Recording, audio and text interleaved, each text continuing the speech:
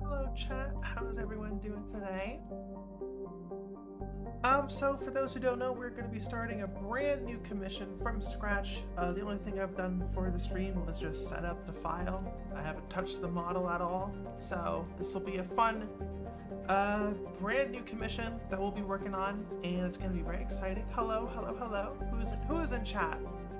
Hold on, why is my chat not up? I gotta bring up my chat manager. Sorry, let me just scroll through my phone, my invisible phone, live on stream. Creator dashboard. Here we go. Hello. How is everyone? Come on, where's chat? Yes, we love Galaxy Map. It's just, you know, it's just one of those perfect songs that I'm allowed to stream, and it's just great to work behind. I don't know, it's a good fucking song. Stream manager. Alright, cool. Just in case any of the bots show up. Alrighty, cakes. First time on stream, hello, funny monkey. I guess we're just gonna jump straight into it. Let's see, I got the archive recording up and running. It's gonna be great. Alright, let's switch on over to the main viewer.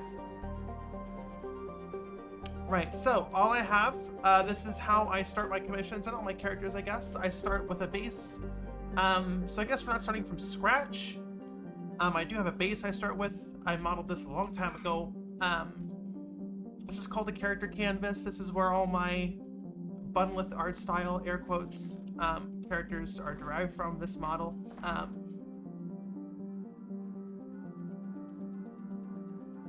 So we're gonna be making an actual character from this base. That's kind of how you get, at least how I get characters to be consistent. I don't know, I feel like it kind of like early stages of drawing, you know, where like every time you draw something it's a completely different art style. So I feel like this, I feel like I kind of get the same issue to a lesser extent with my 3D modeling. So I feel like having a base to start with is just a great way to keep things consistent.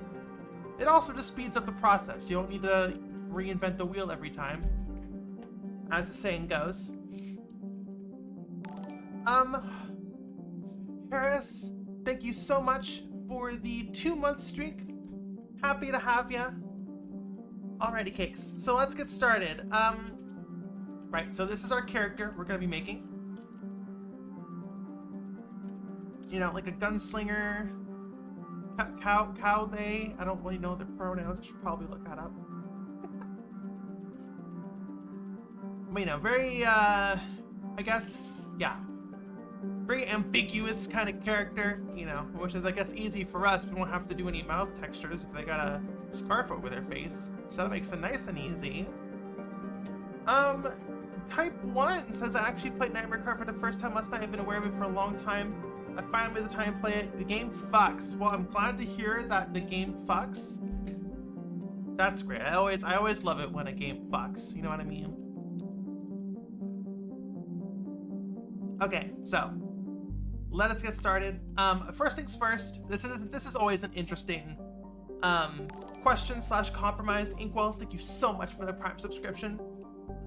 So yeah, I guess it's kind of always a bit of a push and pull for me, is like how closely do we make it look like the reference, and how much do we make it look like, you know, do we change it to make it look more like my Bunlith style, right? Because this character is like very, very short. Is that a oh my gosh, Ocelot, thank you so much for the subscription. Getting so many subscribers, this is great, thank you. We got a hype train going, this is great. What a great way to start my day. So right, this is a very, you know, this is a very like small, short stack, I guess you could say. And you know, I want to say this isn't just the art style, right? If like, you know, if I was asked to make Toon Link from Wind Waker and I had the reference here, I would, you know, it would be more interpretive, right? It would be the Bunlith art style version of Toon Link. I'm not just making PS1 Toon Link, right? We already have that. It's on a Nintendo DS. So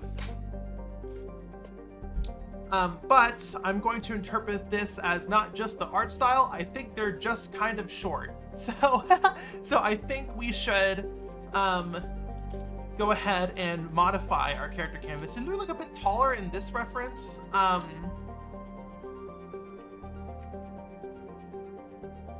But yeah.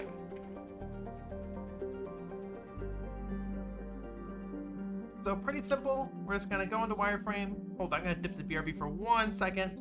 Just to make sure all my windows are on the second screen.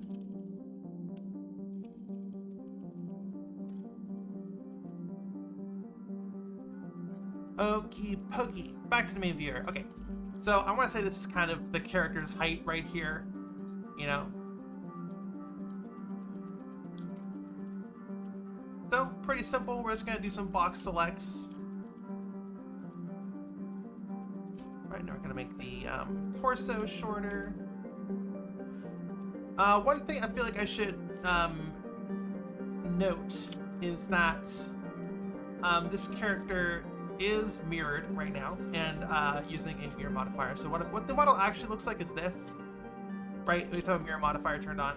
So that explains why it's auto, for people wondering why it's like auto selecting the opposite side. We have a mirror modifier turned on. So there we go. Hopefully I can keep this whole process interesting for y'all. I guess that's always the biggest challenge for me. If I'm gonna stream my process, I can't just be silent and hyper-focusy the whole time. You gotta be talking, you know? Okay, so hands should go to mid-thigh when angled down. That looks pretty good.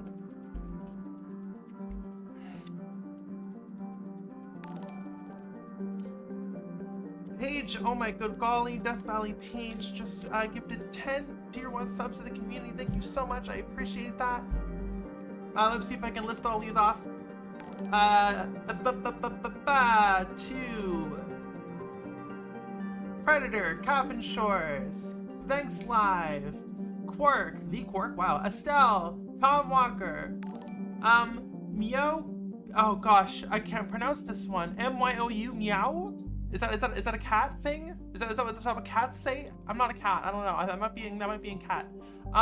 Shapes and Concepts, Lenari VT, and CJ Laser. Hello everyone. Thank you so much, Paige, for gifting those 10 tier 1 subs. Let's keep this hype train rolling. Let's keep this modeling rolling. Okay, I think I'll make the head a little bit smaller. I don't know. I feel like making the head smaller is something I do on every model now, which I guess just means my art style is changing. Well, that's just what happens over time. What sizes of textures do you recommend for stuff like, for example, boxes and characters in the PS1 style pixel art style? It honestly depends on the character and the box. You know, if you mean like a 6-foot character, I want to say more low-end PS1 games are you like 128 by 128. I want to say like I don't have the assets in front of me, but if I were to make a guess, I would say like Metal Gear Solid 1 characters are 128 by 128, pretty low res textures.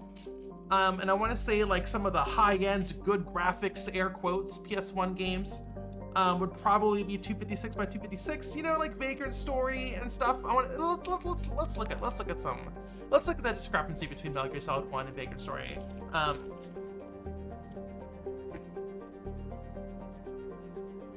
Hold on. Come on, give me some uncompressed screenshots, motherfucker.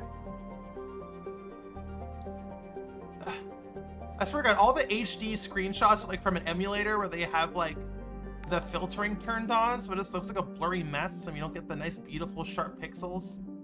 Okay, I think this is a nice HD. Oh, Reddit, get out of my face. Holy shit. I hate Reddit so much.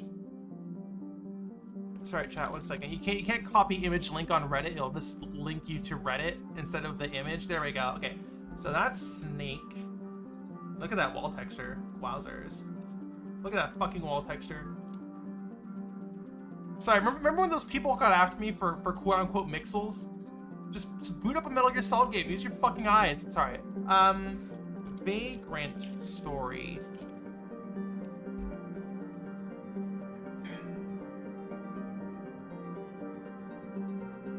Yeah, compared to Mr. Vagrant's story. Let me see. Is this also fucking Reddit? I swear to God. Okay, there we go. Let me bring up a Vagrant story screenshot. Why do you look like that? Is that a bug? Sorry, I'm trying to find a good Vagrant story for a screenshot. Here we go. Sure, why not? No. Copy image link. Can't copy image from Google. Here.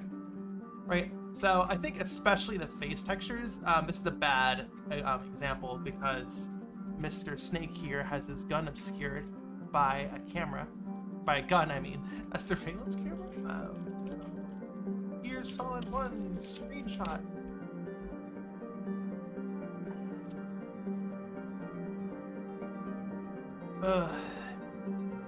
God, finding some nice uncompressed screenshots of PS1 games is a bit of a nightmare. I guess that makes sense.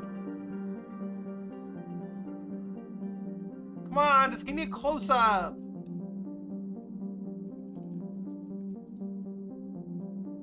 Perfect. Right, so like let's look at like this is like a low-end character model in terms of texture quality. Right, and then we got a high end here. You can kind of see the differences. Like PS1 is not a single art style. It is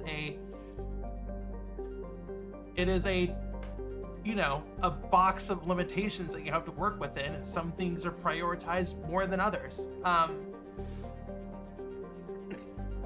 So I would probably say these are just estimates, but you can just see the discrepancy here. I would say on average, like Metal Gear Solid would probably be using 64 by 64 and up to 128 by 128 for characters.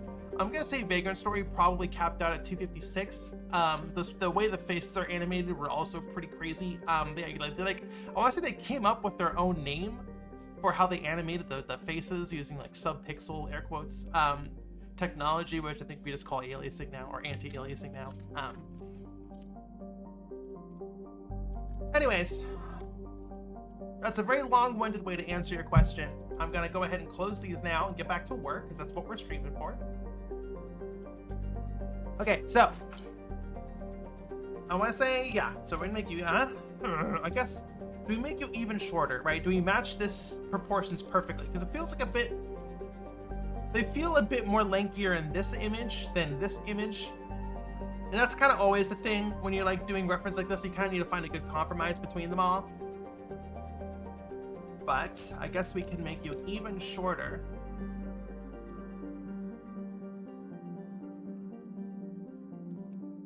Just gotta crunch your polygons together even closer.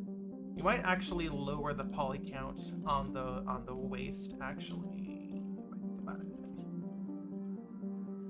Move you down. Oh, move you down. Yeah, that's a fucking short stack if I've ever seen one. The minimum sizes for PS1 to N64 texture? 2x2? 1x1? I don't know. The minimum size. Okay. So that looks pretty good. You know, just like simple box selects in X-ray mode. In Blender, just lets you select objects in the front and the back. Really easy to change proportions. That's pretty good. Yeah.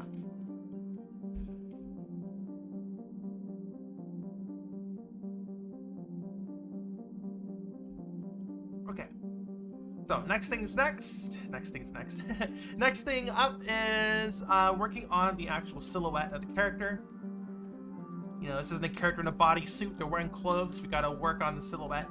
Obviously, these like hanging threads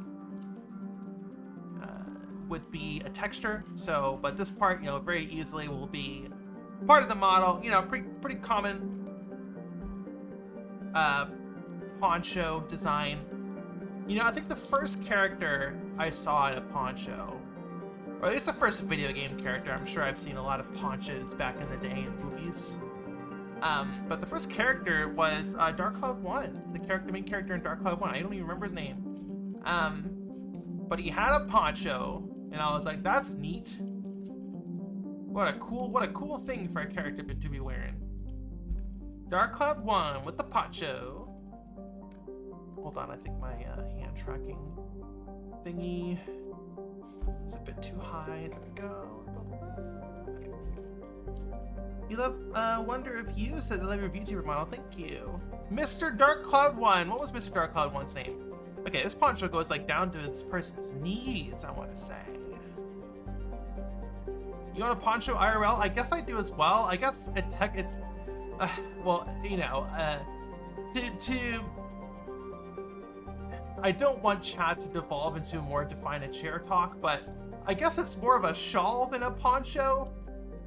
But I mean, you know, y'all can discuss amongst yourselves about if a shawl is just a poncho.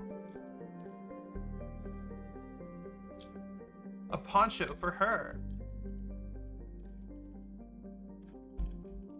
Oh goodness, outfit swap already. I mean, okay. I mean, I got red hair. I should probably use one of my models with the red hair.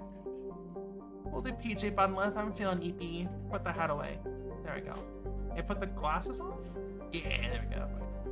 Even though I don't wear glasses when staring at a computer screen, that would be bad for your eyes.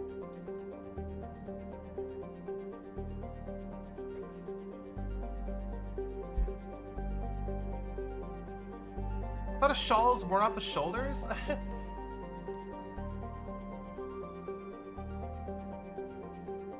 Yeah, I guess a shawl is open front.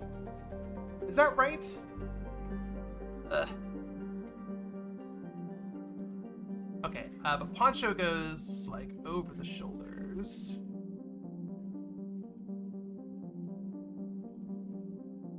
It's happening, chat. We're falling into define a chair territory. Oh my goodness, I'm so excited. We get one every stream. I'm so excited. Is this a poncho? Is that a poncho? So this is like, yeah, I mean, it looks like the poncho is going all the way down to the shoulder. I think that's a bit much. A shawl is a small poncho. I guess. But I mean, if this person, this character, had a tiny poncho, would you call it a shawl or would you call it a tiny poncho? Which ship is Theseus's? Let's be real here. Poncho has a hood? No way. Ponchos don't have hoods. Do they have hoods? Chat, do ponchos have hoods? Are those required? I don't think that's right. Ponchos having hoods? No way. I've never seen a poncho with a hood.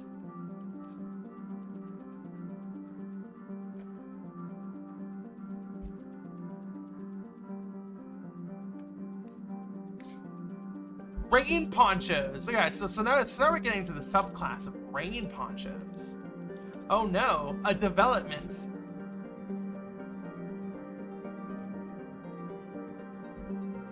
Funny monkey, no links in chat due to bot spam garbage.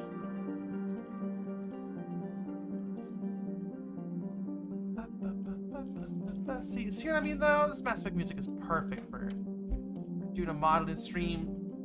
Talking about ponchos and shit. Fucking love ponchos. I love giant cloth on my PS1 models. They're great. So easy to render and make look believable.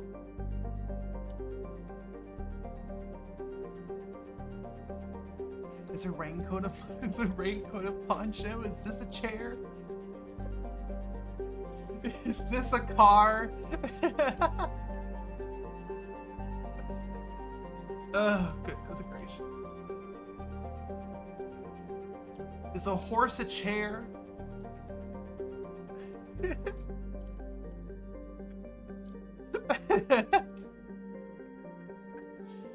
Using your definition, a horse is a chair.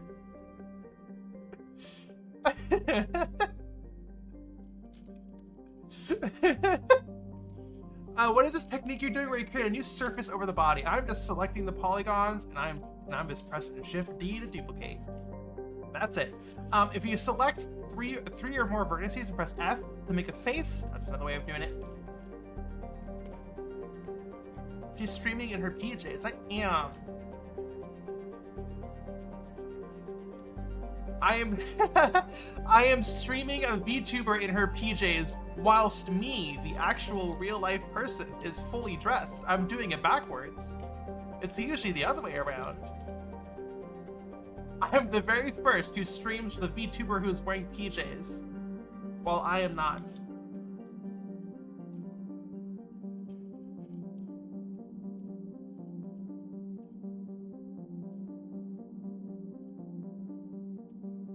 Yeah, F for face, that's it.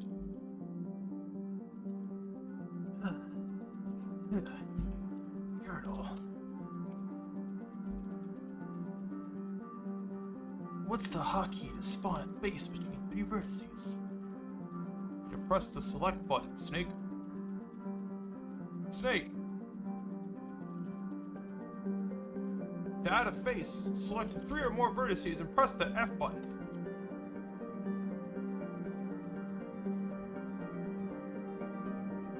Type 1 says, all my Blender knowledge is extremely self-taught. I wanted to make Minecraft animations in middle school. I mean, same, but not Minecraft. Like, God, what animations? What cringe animations did I make from my favorite video games when I was young? It was like Zelda.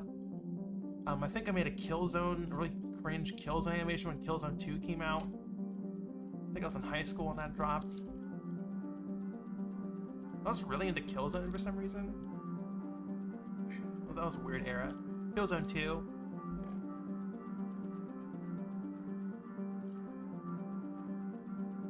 Oh, sorry. Com means commission. Someone paid me to make their OC. This gunslinger bandit looking character.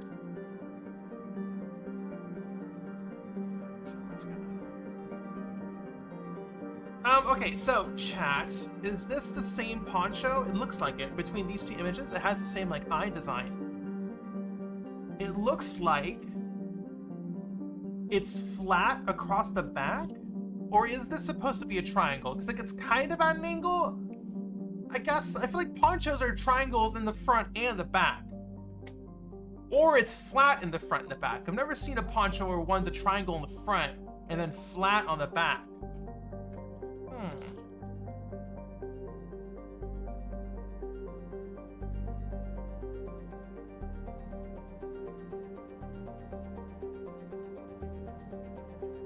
It's definitely ripped and jagged. I want to say the overall shape is still triangle. Okay.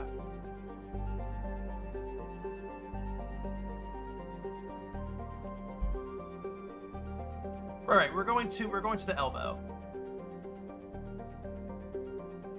Here, so let me just. No, Blender. Well, hot gaming, I'll see you later. And how do I pronounce this? Username, is this a username I can use? Says hello. All right, that'll be fun. Hello. I'm gonna have to come up with a nickname for you. That's a bit of a mouthful. The background art gives me Darkest Dungeon vibes. Yeah, very, very grungy. I wish I had the name of the original artist on hand. Let me see if I can dig it up real quick. I don't want to put the stream on hold for too long. Just here. Oh, I'm in streamer mode. I can't even see the... Oh, here we go. Okay.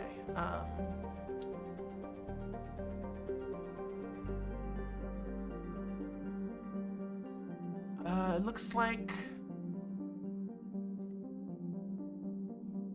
the artist's name is Null, N-U-L-L. Yeah, it's very good art style.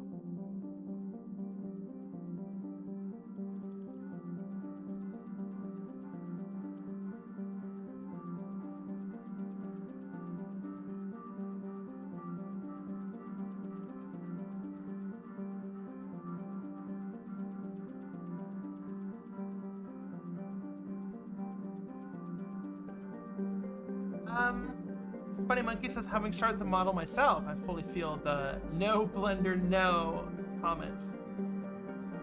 Yak, Blender, yak. Yeah, was that funny? Was that funny? Aw, good puppy. Got a lot of new chatters. I'm probably gonna get a question if that was an actual dog. Oh, you're so cute.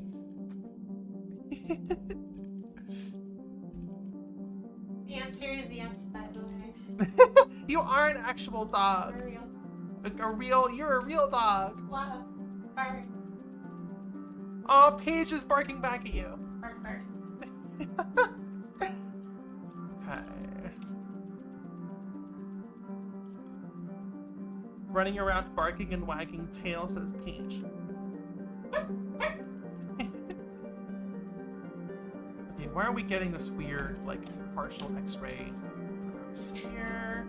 Because my clipping plane is 100 meters. Let's do 10. That's much better. Okay. Good. Thank goodness. The pupper. The puppy.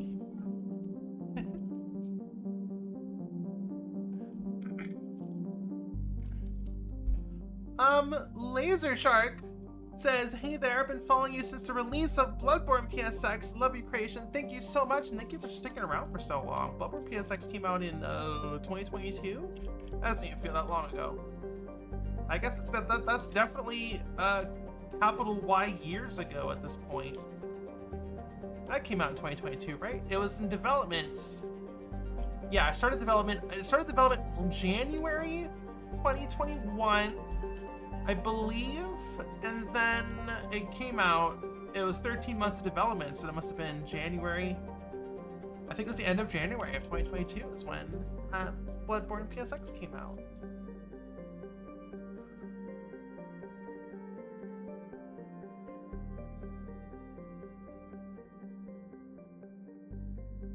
Paige says, love to hear the cutie pup during a stream. Cutie pup, that's a great little nickname.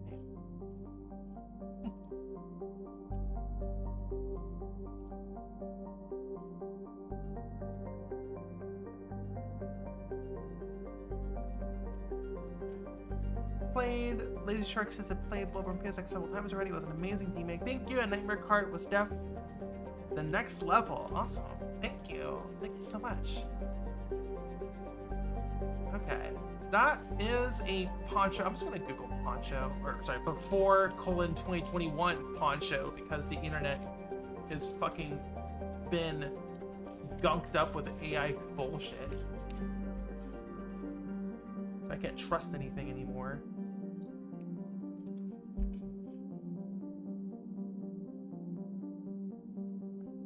It's a triangle poncho. Like that's, yeah, that is unambiguously a triangle.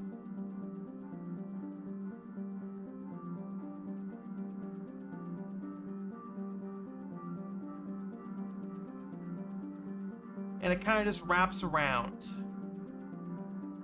Okay. So we should probably honestly make this poncho a little bit lower.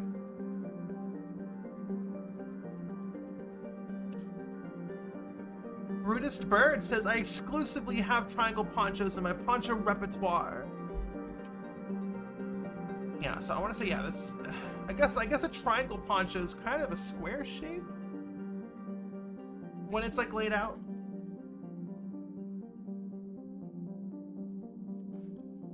Sorry, a diamond. What is a diamond but a square viewed from a different perspective?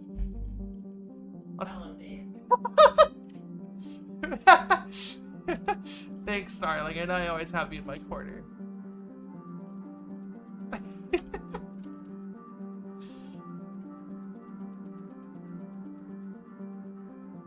Bumps.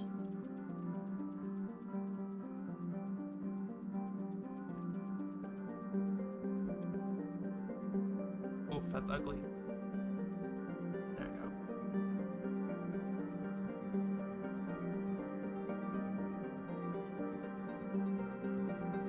You know, just doing normal poncho stuff. Just, you know, being a triangle, but actually a diamond / square. What is a square? Define a square. Is this a square? Is the how? What about this? Is this a square?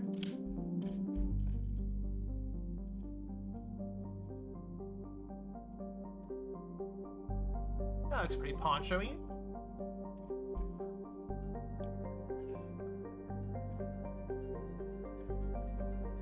Username says, by the way, absolutely adore your style. Thank you. Got me inspired to try 3D modeling myself. I'm still figuring out how to navigate Blender, but I'll figure it out. You will.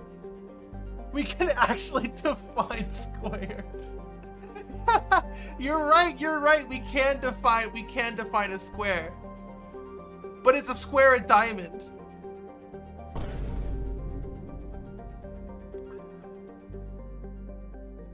A square is actually 2 triangles. You're so right, silliest bear. But it's a diamond a square. I guess a diamond's a trapezoid. Or it could be.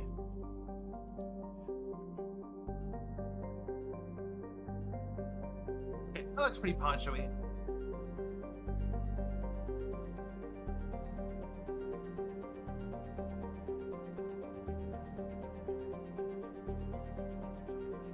Okay, sorry, I'm thinking.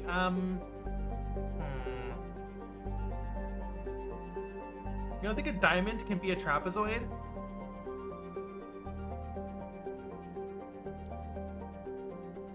Not a trapezoid. Not the trapezoid. The one that's a parallelogram. A diamond can be a parallelogram. Sorry, I forgot my shapes. A parallelogram, not a trapezoid. You're so right. It's a parallelogram.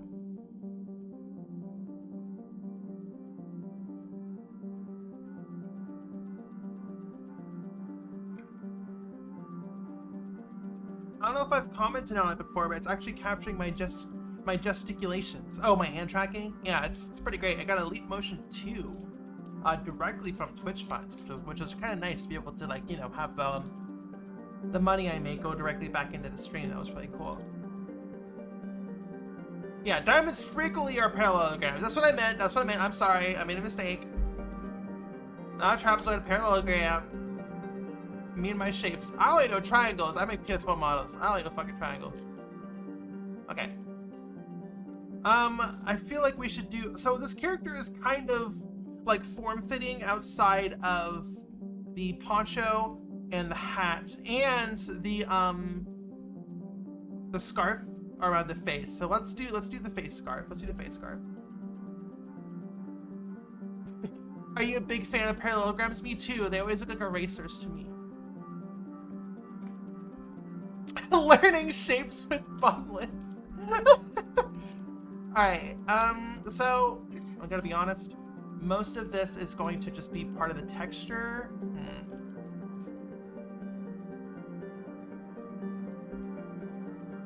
So this is a high up bandana.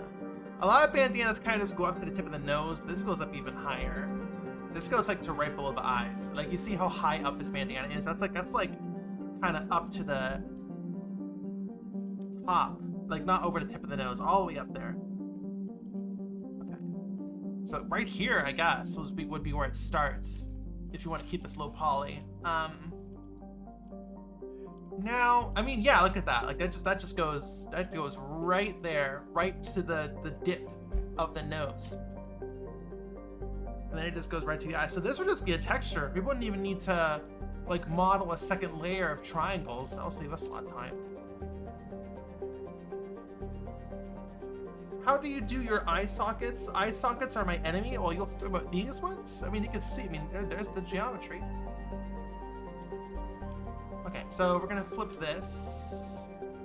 I mean, okay, we don't want the bandana to go directly to the eyes. They do needs to go down, so there's a gap here. So we will need to add another cut right here. I guess that could just be part of the fucking texture. I'm so dumb. I'm such a stupid buddy. Okay. Sorry, chat. I'm thinking really hard. I'm using my thinking cap. So there'll be no nose. Right? So we just do that.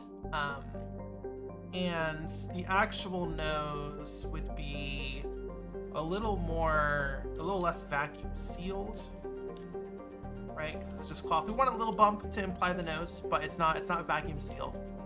And then we want, of course, the triangle part of this diamond shape.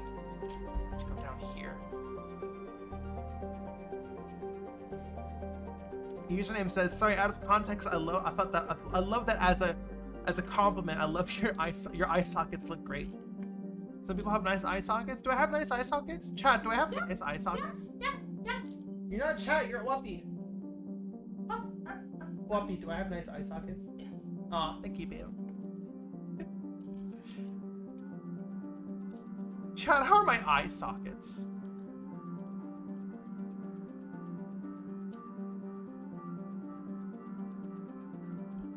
So I do want to kind of, I put a bump here to kind of imply the shape of the bandana. This bandana goes down pretty far, honestly, like right here. My eye sockets are envied by all. Showing your eye sockets to my professor. Like this, please. Donuts, hello! Oh my god, Raging Donuts, I haven't seen you in forever. Okay, so this would probably be farther forward, like that. Is that right?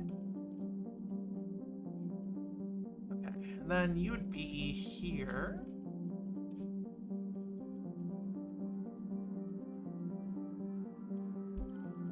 Yashi. Okay, so actually, yeah. So this bandana would dip in a little bit, and then we get the, you know, just the shape of the crease. Smooth that out.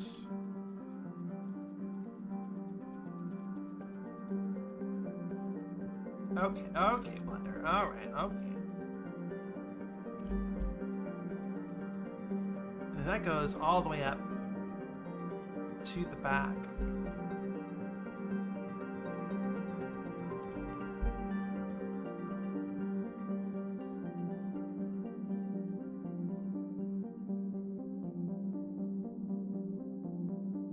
And I mean, I'm literally wearing a bandana right now. I can just put that on. The knot would go, I guess the knot would be at the base of the neck. It's not really behind the head, it's the base of the neck. Yeah, underneath the ears. The ears poke out. Is that right? I feel like your lobes would be poking out first.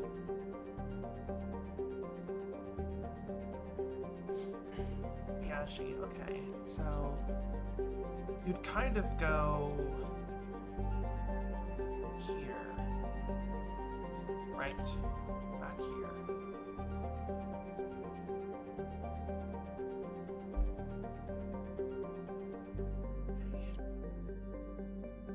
To, you know, I'll just model a very basic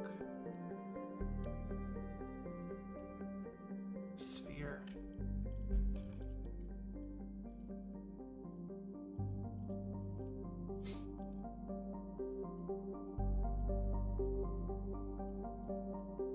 Sorry, a diamond. Okay, let me do this.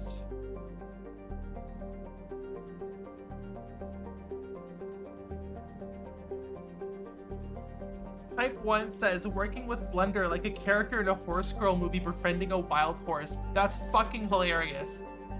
That's fucking hilarious, Type 1. I've never, that is so true and real. But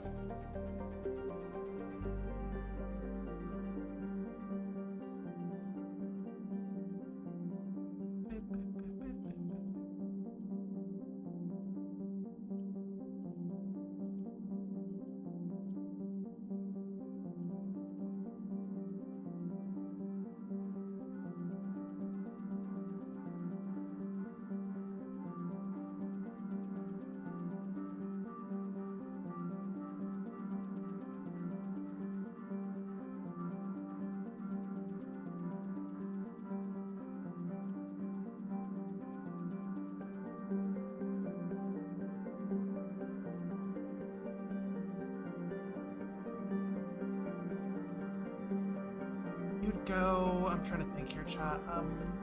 Because the top line of the bandana is going to be a texture, and then we're going to have to convert to polygons at some point. Being able to create models on an exact 2D reference is like painting blindfolded, I guess? I don't know. When I learned that the character designer or Silent Hill 1 just modeled the characters without any reference. I don't know. That made me feel a lot better. Okay, so actually, I think we do this. I felt really validated after learning that factoid. I hope I'm remembering correctly.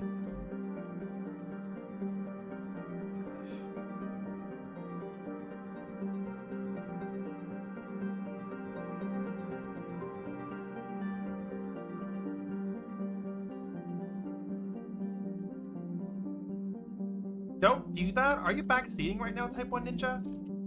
How about you stop backseating? That is the first tag in our stream.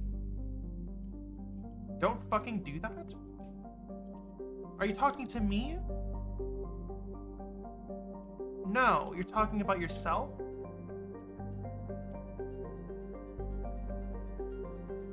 Type 1, what? I wasn't, okay, that was aimed at yourself. I'm sorry for misspeaking.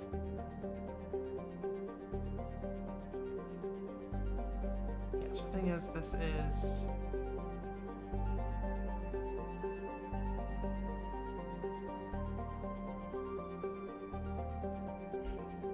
We should knife fight? Sure.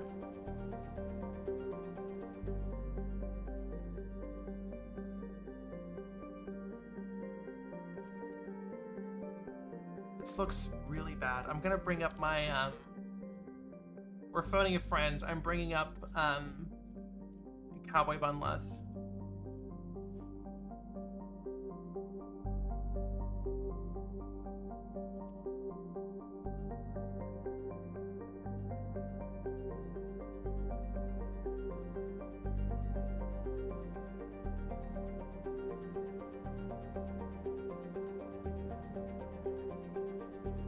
I use myself as reference.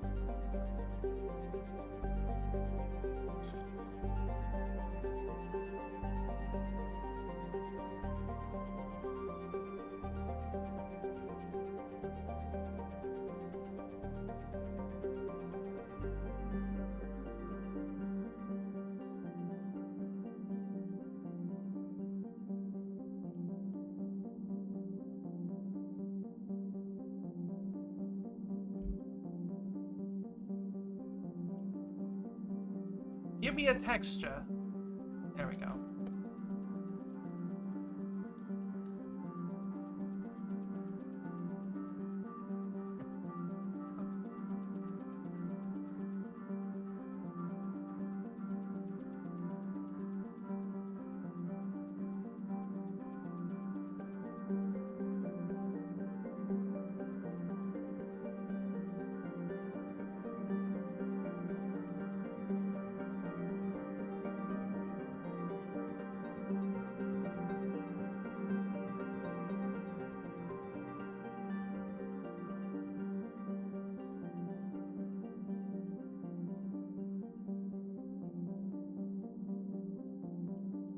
That's kind of right.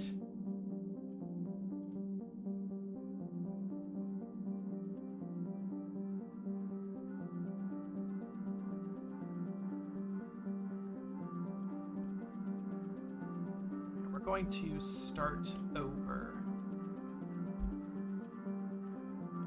Let's get over here.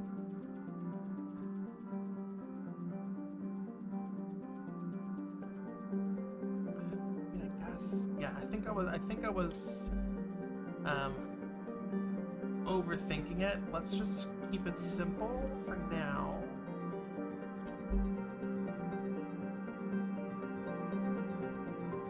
Just delete her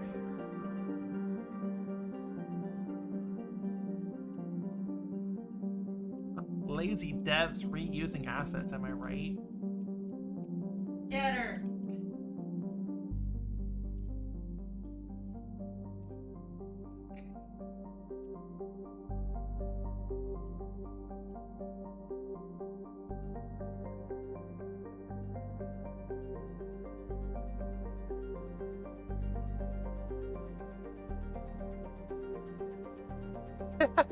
Get her yelling emoji. That was giving off big yelling emoji energy. bit.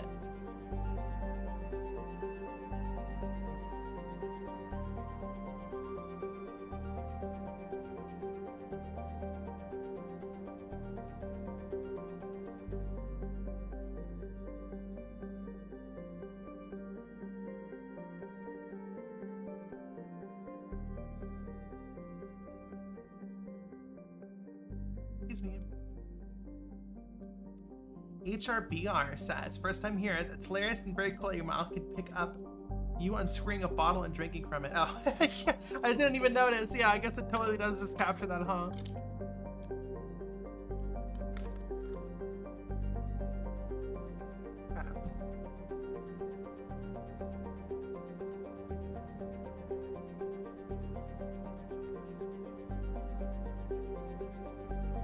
Yeah, okay, so this is it right here, I think.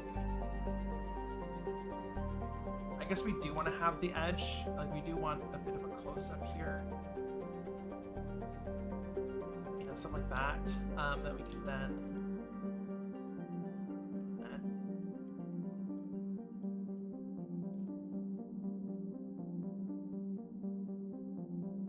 so there is some...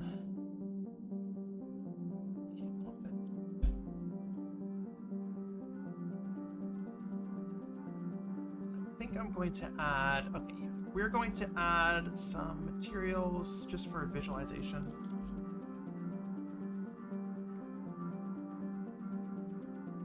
It'll also be easier for y'all to see if this is the exact same color as the background. Okay, that's a bit bright.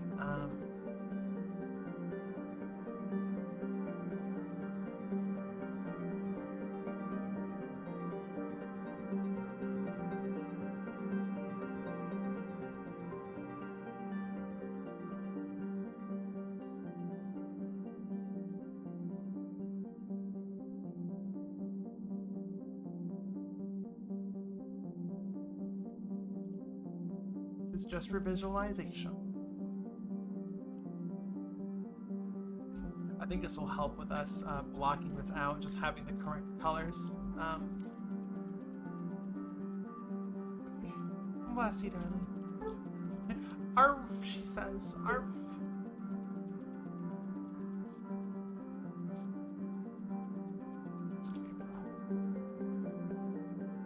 This one jitter.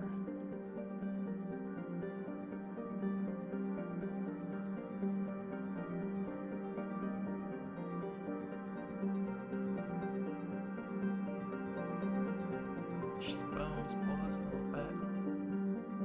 Bless you. Are you using a mouse or stylus? Mouse.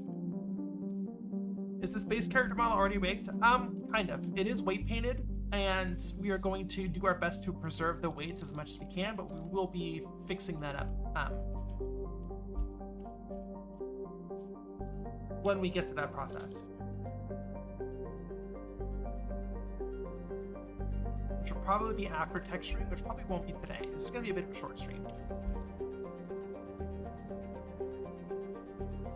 Honestly, let's just throw this in here. That. That's okay, fine. We'll add a second.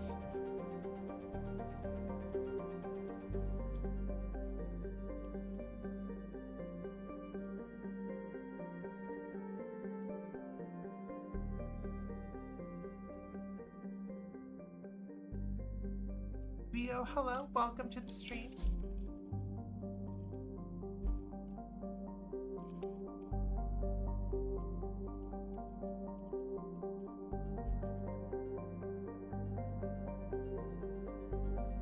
Really difficult to get this right.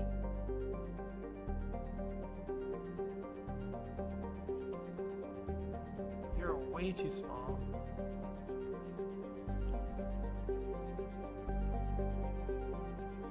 I guess you call it triangle creep sometimes. I just wanted to define smaller details with polygons before we've textured it.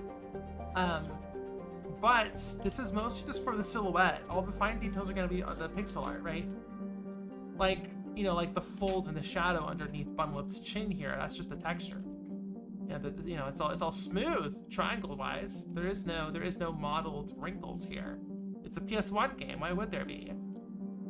I really liked Triangle Creep in the remake. The Silent Hill remake. I really liked Triangle Creep. With this big sword. The red triangle creep? Yeah.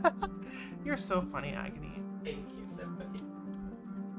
I'm a bunny. I'm sorry it took so long. Red pyramid thing. What's his canon name?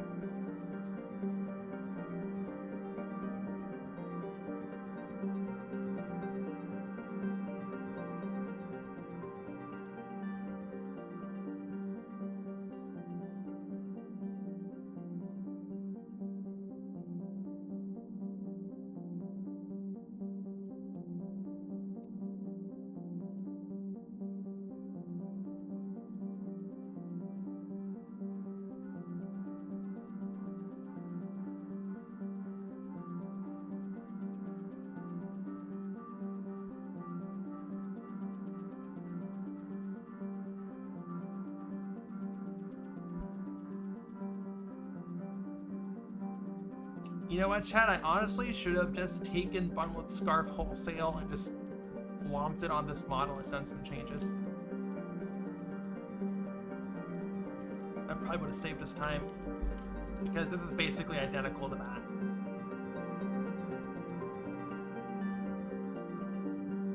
I hate that triangle creep, James Sunderland said.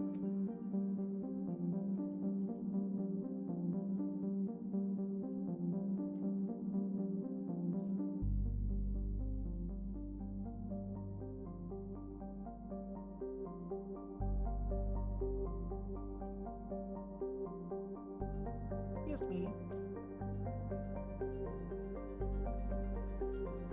I mean, that's a fucking bandana. It does feel bigger in the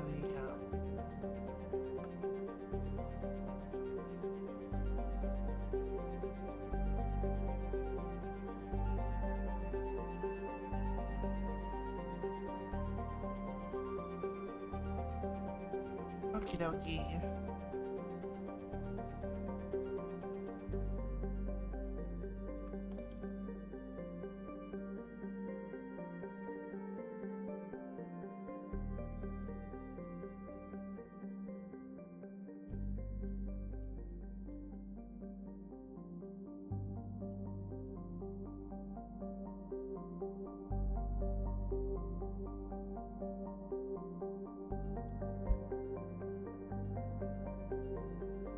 I feel like everything else is...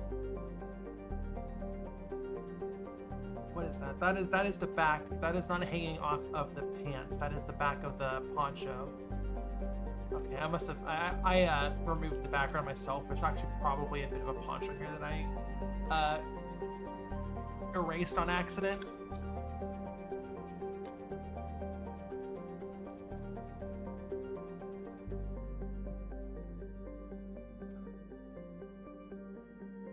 Yeah, I'm gonna guess there's a poncho here that I erased on accident.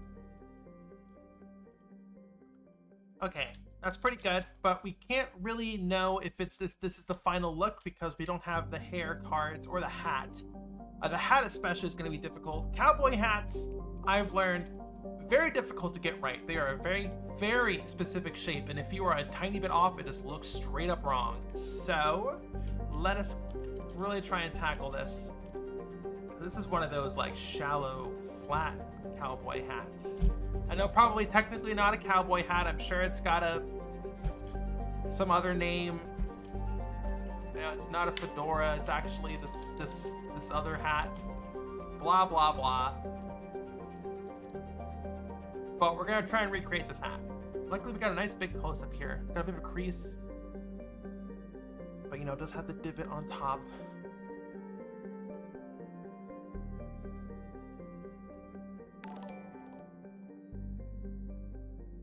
Oh my gosh, Lake Mojave, hello! Thank you so much for the 15-month streak, that's amazing.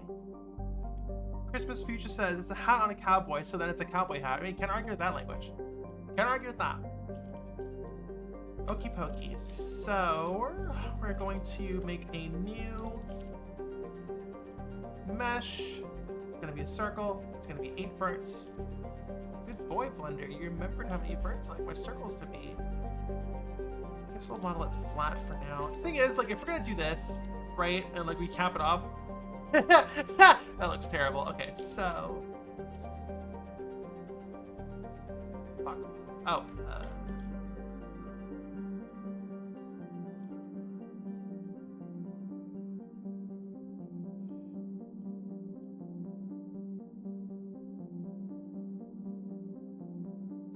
Ship it? It's not a shippable hat. Yeah, heads are kind of oval shaped.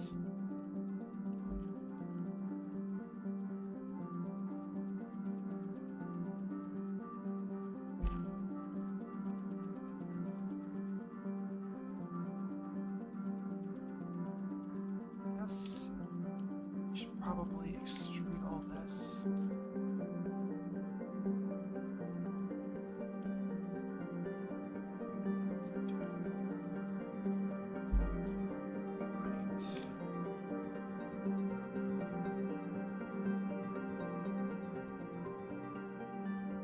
Because it kind of dips down and then goes up.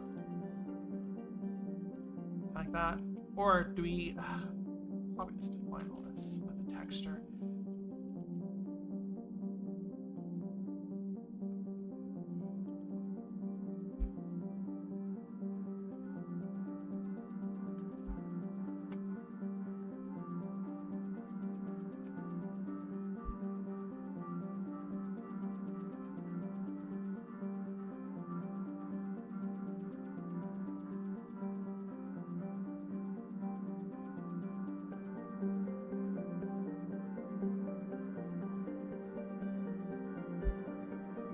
The thing is, chat, if this hat will always be worn, we should probably just delete the top vertices of the head, so you don't get any clipping issues.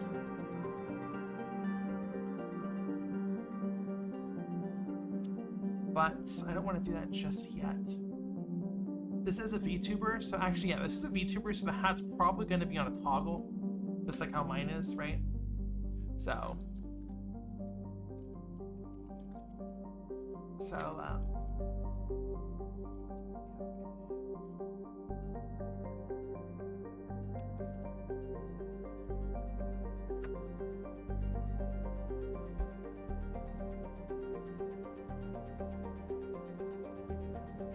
Red tick says brim goes up. I'm not sure what you mean by that.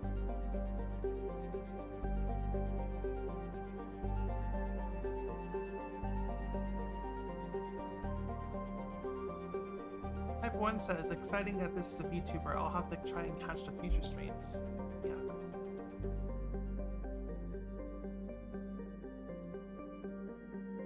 Something like that.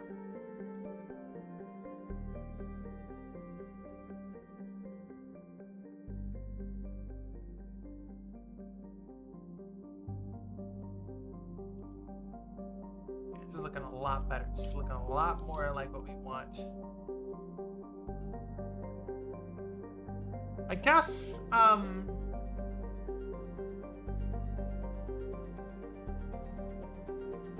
there won't be any vertex jitter because for VTubing, I'm not going to be making, I guess I'll be making like a little thumb or something, but okay. That's the thing with VTuber models. I obviously have to break a bunch of rules because this is made for a specific type of real-time rendering software. I'm not like emulating PS1. This is going to be rendered in a VTuber software, which has its own things that I need to accommodate for. So this is less of an authentic model and more, you know, just a visual aesthetic. I mean, all my low poly models are actually just a visual aesthetic, but I am restricting myself to the PS1 limitations less because, you know, VTubers want all the props and all that stuff and all the toggleable stuff, which just wouldn't be how it would be handled in a way that wouldn't be handled on PS1. Those props would be individual objects, but for VTubers, the props are usually baked into the model, right?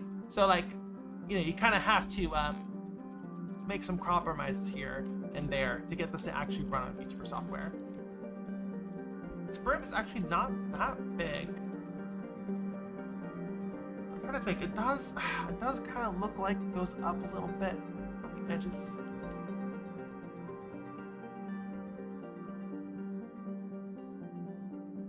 Something like that. We're gonna need to put a cut here to imply shape. There we go. All about that silhouette, baby. All about that silhouette.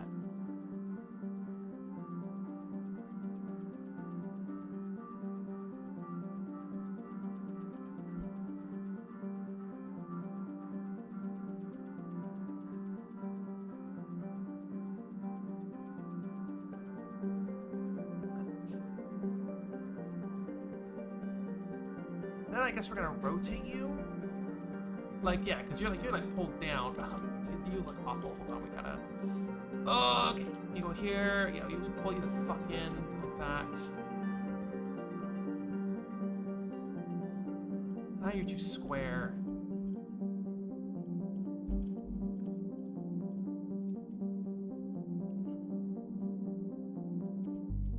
Down. Donut says, we all know the PS1 had support for VTubing. It was just turned off after the PS Slim came out. Is that right?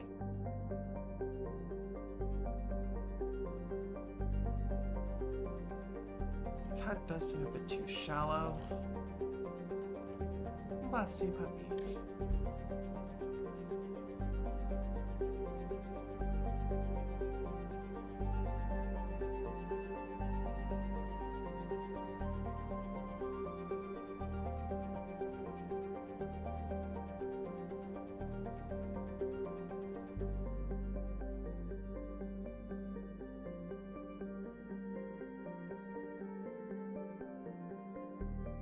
That. Well, I guess I do like to model the bottom of the hat. Here, let's just...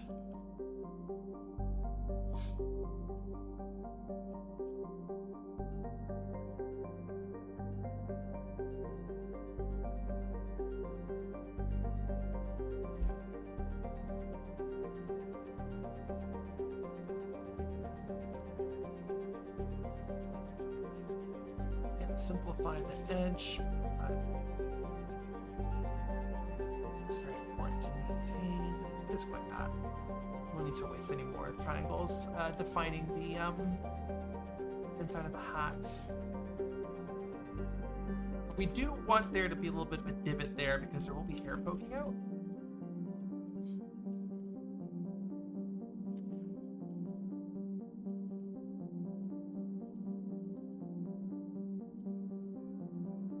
Like that, and then yeah, and then we're gonna angle it forward a little bit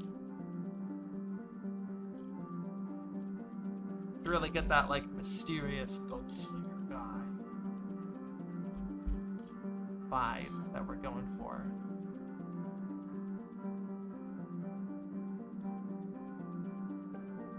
Very mysterious.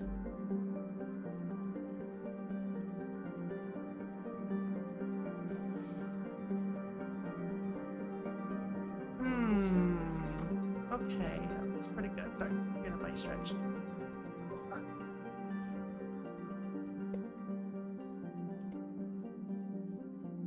Oopsa! Oh no, my VTuber broke. There we go. I mean, that looks pretty good. Like the cowboy boots. We can. Okay, let's separate the. Let's model the cowboy boots. You have rolled up sleeves, it looks like. So we'll need, okay, so there'll be like, we'll need a cuff. Okay. Bye bye Bunlith. Everyone say goodbye to Cowboy Bunlith.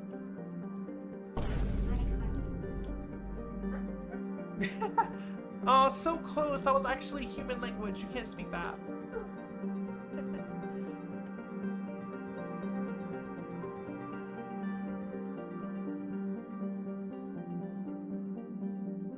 I think it's time for us to switch to some Armored Core garage music.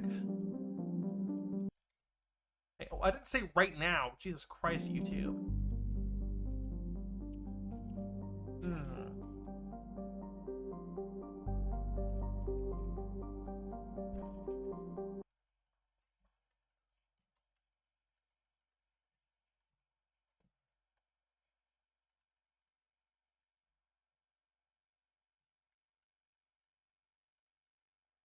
God, what is my favorite Armored Core mini music? I guess we can find out today. I really liked Armored Core 2's.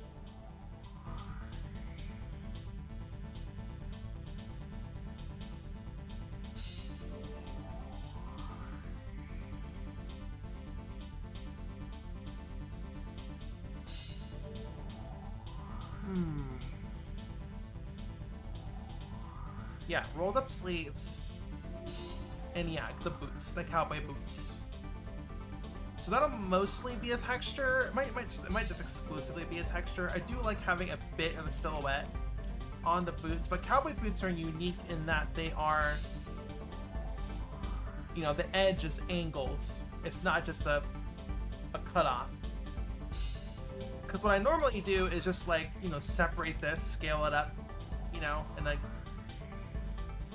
there you go. There's your big chunky boots. Well, like those, you know, put a face there, of course. And like those are your big chunky boots, but we can't really do that with cowboy boots because they're like a V shape. That's kind of like you know, an iconic part of a cowboy boot design. So I have another way of handling this. We'll just need to modify. Let's see. No, I'm not shopping for boots. Jesus fucking Christ. Okay.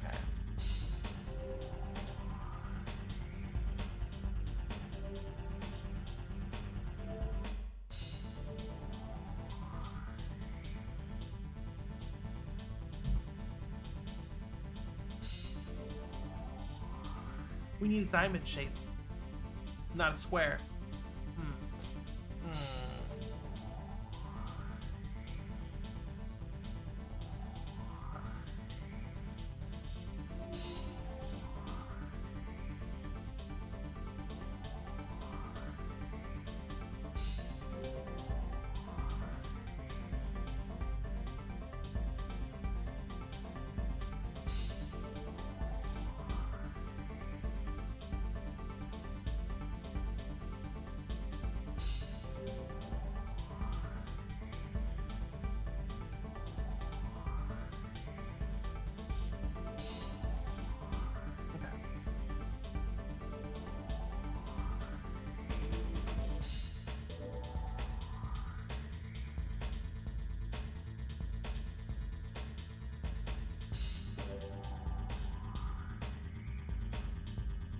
Too expensive.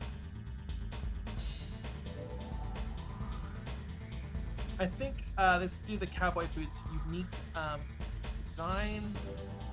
We're probably just gonna stick to it being a texture.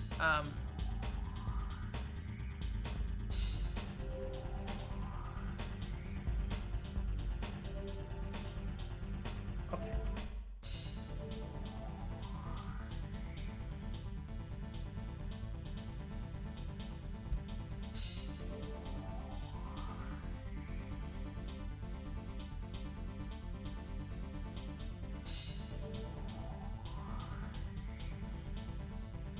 No, it's gonna be transparency. That's what it's gonna be. Yeah, it's gonna be transparency. That's how we're gonna get these boots to work. Okay, so we're just gonna go like this. And call it for now. Yeah, and then... Okay, yeah, that's how we're gonna do it. We don't have to work too hard. VTubers are usually waist up, but, you know, it is good to do the actual model. And yeah, you know, boots are thick. You got the thick ankles, you know, big chunky boots. Does this character error? Hello, does this character have spurs? I don't think so. Let me bring up the original full reference.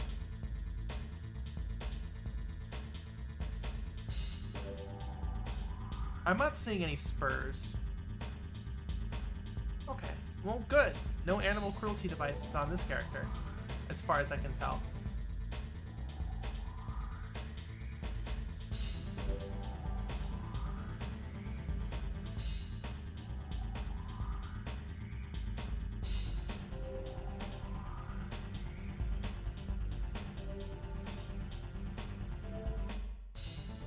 poncho is probably too long as well. It looks like it's more mid-thigh than anything.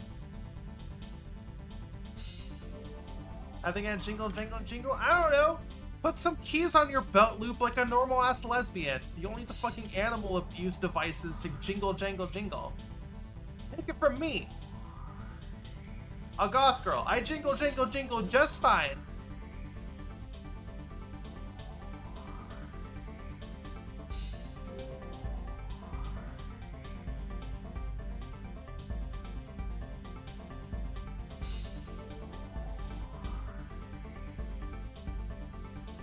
I feel like we can simplify this quite significantly. I think we have too many cuts here.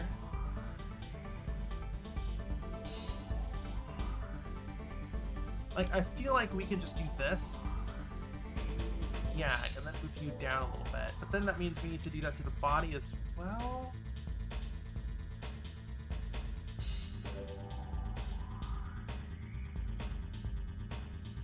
Like,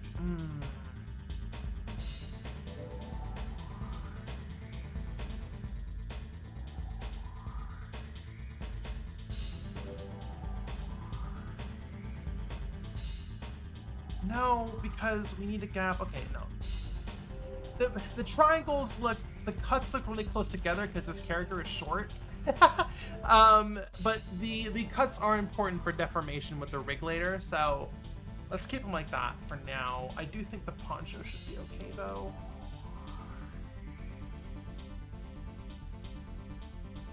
We are definitely gonna need to rig the poncho to have cloth physics. Yeah, we're definitely triangle creeping here. Like, I could probably combine these two together. This is kind of how my process, right? I kind of just model, and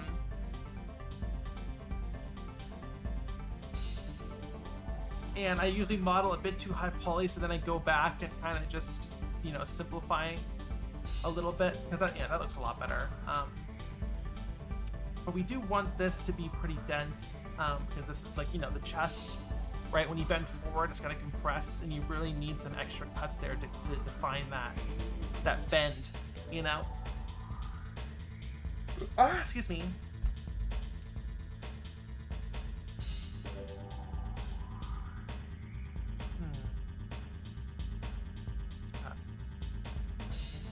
Next up is the hair. You got, you know, pretty standard anime, you know, edgy anime character hair, edgy anime protagonist hair. This is what I imagine Iguazu's hair to look like from Armored Core 6, for all you Armored Core 6 besties out there.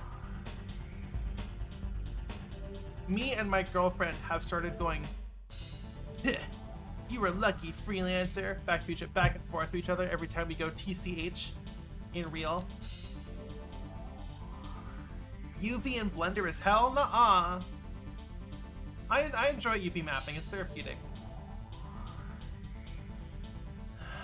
Okay.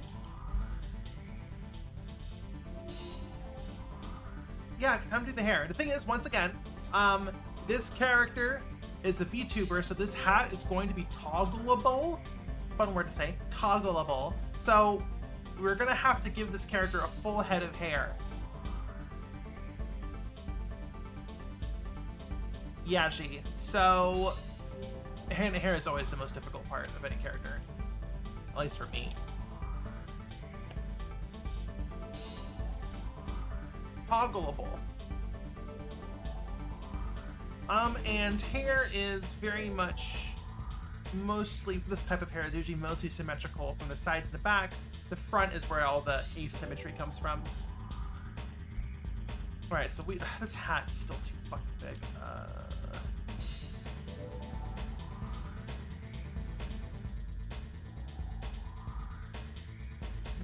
Excuse my bunny French.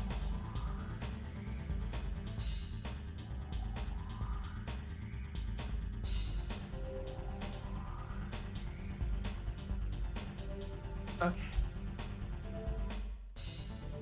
You find UVs and Blender more confusing, says Balrog, coming from Cinema 4D. I guess that's what you grew up with. I grew up with Blender, so I guess it's just second nature to me. I'm not trying to humble brag, I'm just trying to explain my situation. Right, so yeah, standard like wavy-ish kind of anime hair.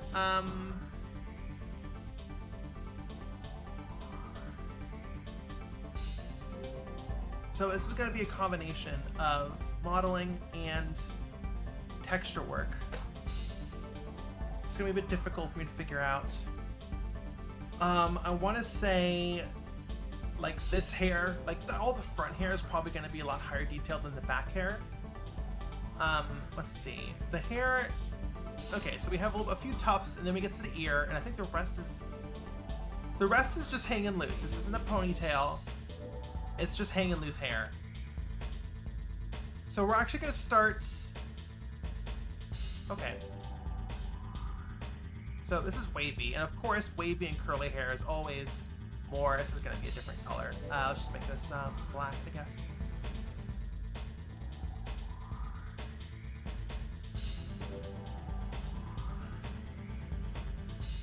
Yeah, so wavy hair is always a pain in the butt. This is probably already too high poly, but this is just going to be for the front of the head. So it's fine. Let's just work on the silhouette first before we work on really dialing in that detail.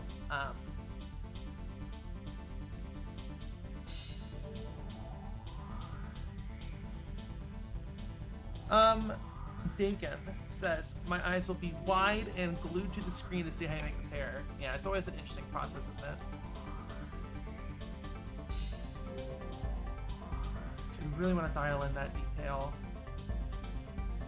Really get that length right.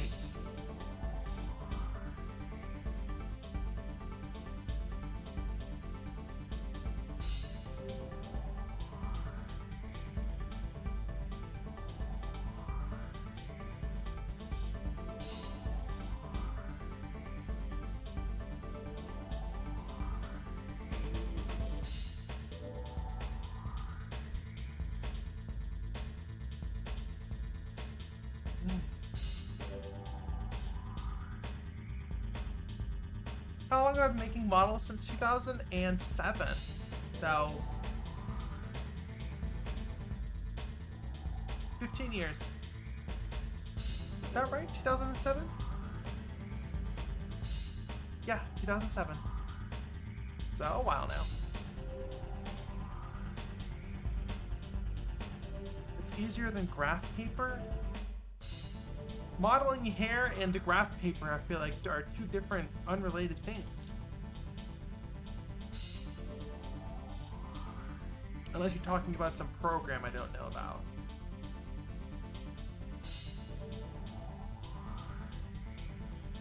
Okay, so the front hair is going to be asymmetrical. So we're going to remove you and just remove the mirror modifier and actually...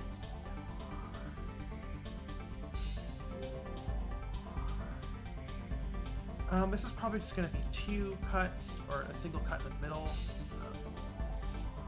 We have a very limited budget. This is a PS1 character, so we can't have too many individually modeled strands of hair. So we're going to keep this nice and simple. We're going to just extrude you out. Cut here. And we're going to have a singular triangle here. We do need to connect this up, like up the head. I'm just working on the silhouette right now.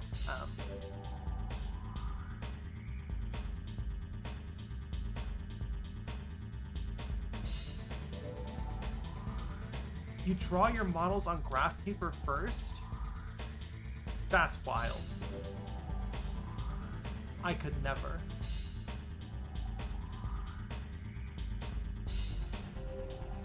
Yeah, so you can kind of like imagine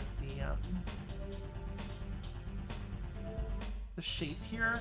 So we probably want another triangle here just to imply more hair going into the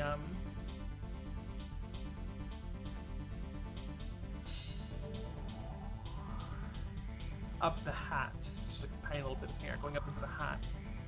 That looks pretty good. What point limit are you aiming for? Usually under 1,000.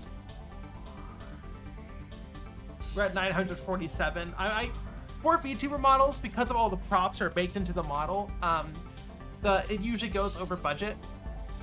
Like a PS1 model wouldn't have full hair modeled underneath the hat, but that's kind of how you need it to work for a VTuber. Even if you like remove the hair model and like shrink it down to the head or something, it's still part of the mesh. So it will probably be going over budget, but like, you know, on a PS1, a character with a hat and a character without a hat, if the hat is like super central to the character's design, then there probably wouldn't be any head mesh underneath the hat. But once again, this is a VTuber model, and you can't really do that. You can't just be swapping meshes out of hat on and hat off. So we will be going over budget, but yeah. That's how I did it for Bloodborne PSX. Swapped out models for hat and no hat versions of the head.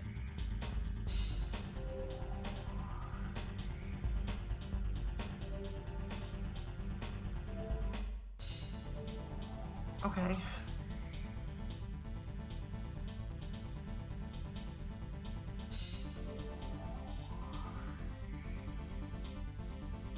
Thursday Adams, hello. Damn, Thursday Adams, you showed up on Thursday. That's incredible. So I'm gonna say, yeah, we're gonna go back to this character's ears. I am going to say that past this point, we're going to be using a texture of the hair strands. Keep our poly count down.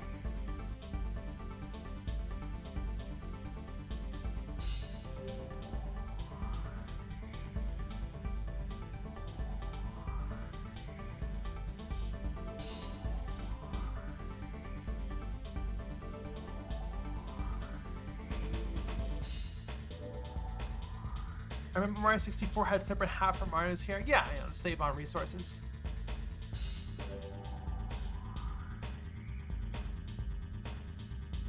They did that a lot. I mean, they still do that to this day. You know, baking things down to save on resources. We will keep it wavy. Obviously, a texture can only do flat details.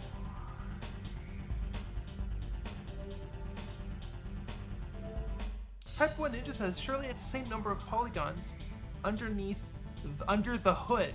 May I ask what hood you're talking about? There's no hood here, nor are there hoods in Mario 64, which was the previous topic we were talking about. Could you please elaborate?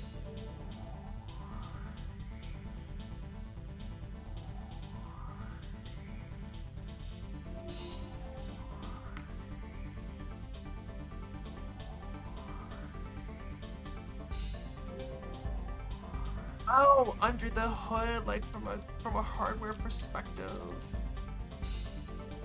Nah. If you're doing low poly, you gotta work in triangles.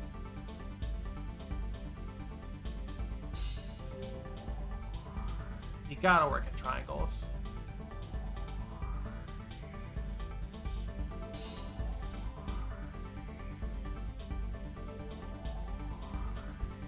I feel like I do this demonstration every single time. Every single stream, but like, look, this is a quad. Like, quads are fake. Like, if you ever see a quad, your program is lying to you. This is not a quad. Quads are not real. Quads are fake. You want to know why? Check this out. Boom. Look at that. It's two triangles. Like, you see what I mean? Like, it's just lying to you. Like, this is just lying. Like, it's triangulated already. It's just not telling you. That's two triangles. I'm sorry. You know? And, like, how you want it to define the triangle? Like, what if I wanted it to be like this? Huh? If I just make this a face, it just triangulates it however the fuck it wants. When you're making low poly models, just use triangles. Unless it's perfectly flat. Like, your program's just lying to you. There are no quads. It's all just fucking triangles. All the way down. What is a square? Right, exactly. Yeah, it just assumes how you want the quads to lay out, and it's usually wrong. Head O says you can rotate the triangulation of the quads. I can. Sure. But I can't, here. Look. I go like this. I can't rotate the triangulation of the quads. How am I gonna do that? I can't select the edge. There is no edge. It's an invisible edge. I have to make it 2 triangles, and then I can rotate the edge flow.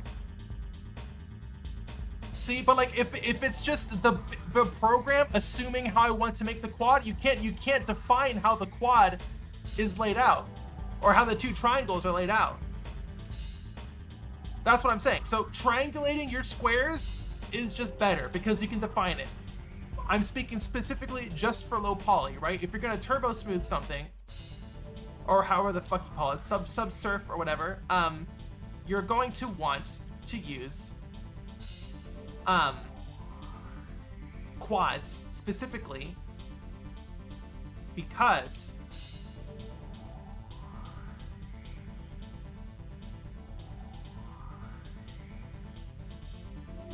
I'm so bad at doing proper topology anymore, because once you subdivide, once you subsurf this, was that Control 2?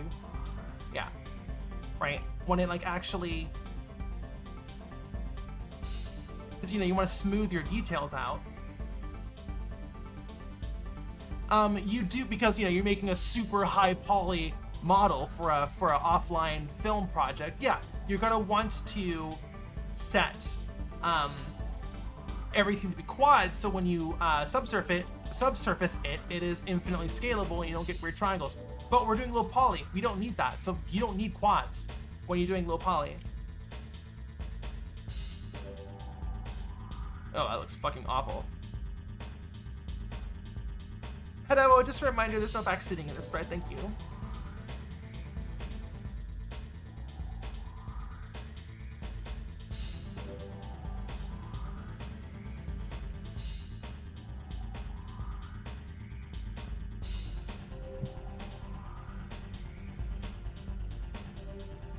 Herbs, you're funny. Hold on, chat. I need them to BRB for 1 second.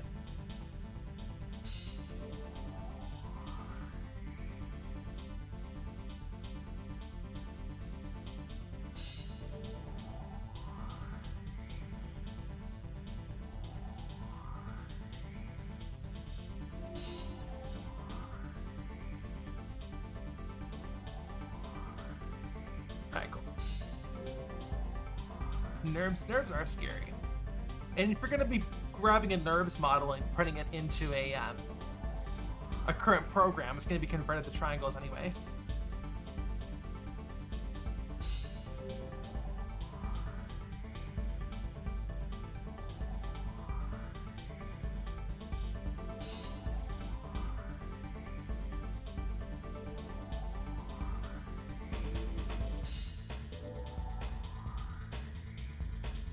Okay.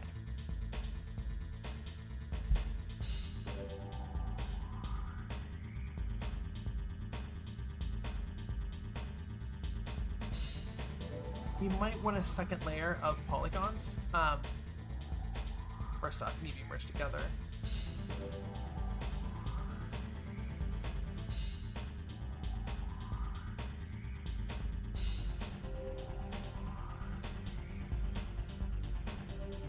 gonna need to fill you in.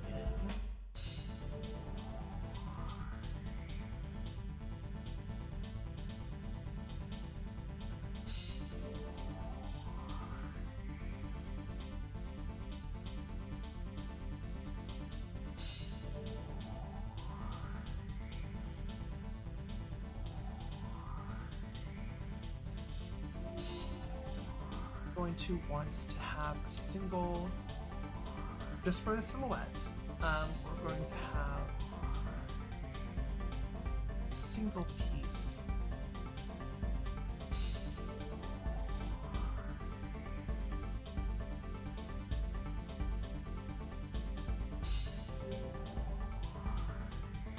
Just to like cover the ear a bit, just for that.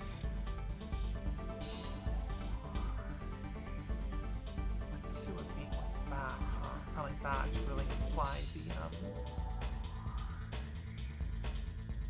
curl, you know. Let's put this in like this so we can get proper shape there.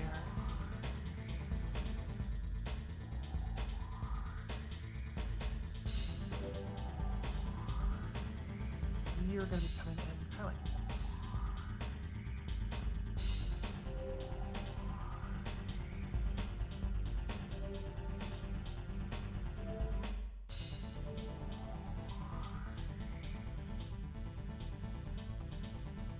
I've always been told to avoid holes with more than 5 sides unless absolutely necessary. You mean like cylinders?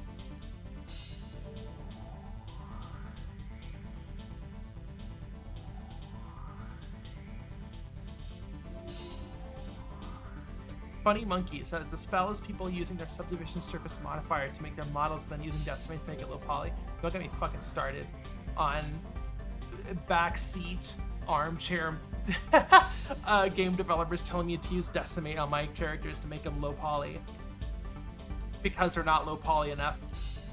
You know, it's so funny how my models are simultaneously too low poly and also too high poly at the same time. I got so many comments like that when Bloodborne PSX was going viral the first time. It was hilarious.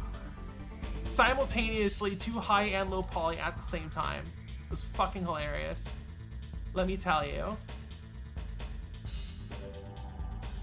Birds with more than 5 edges coming off of it? Oh, you mean like this? 1, 2, 3, 4, 5. I got 6 birds going off of this one. I don't give a fuck. Let's make it 7.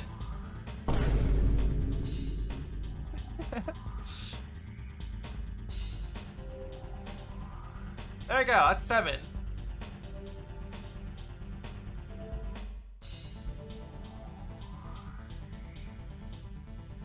Okay. You're bald.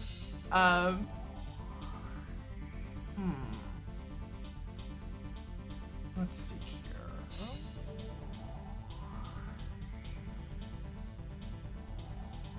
here. Dagan says, I've been offline for a while. I didn't realize you had so many merch stickers for sale.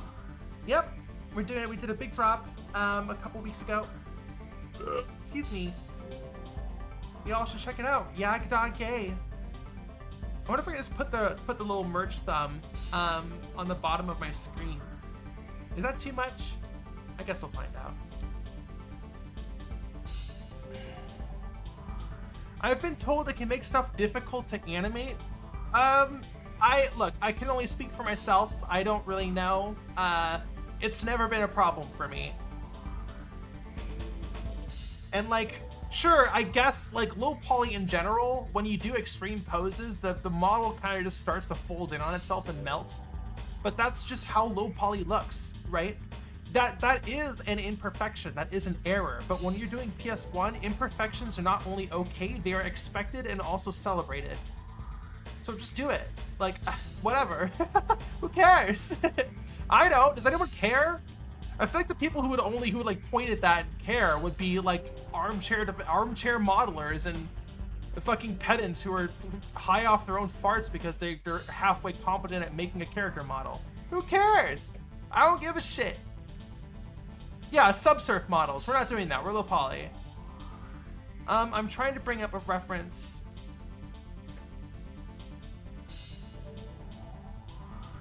Or yeah, hold on one second. I also want to just put up my little merch. Okay, that's a bit big. Small. Let me put you up here. I think that's taking up too much of the screen. I would like to have it like down here, but it's probably too small. I should have just the yellow. Here, chat. Let's. I wanted to have just the yellow and red text.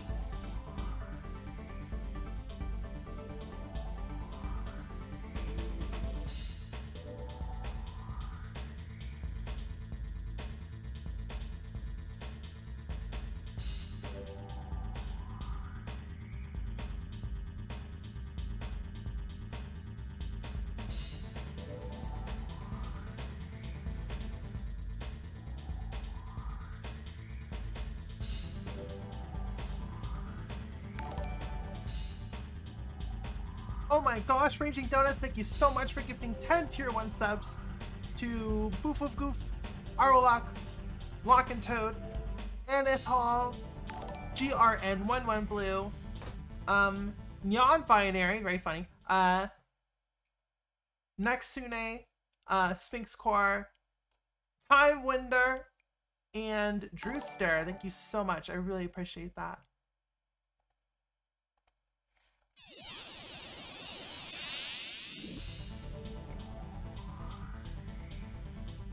Here. Perfect.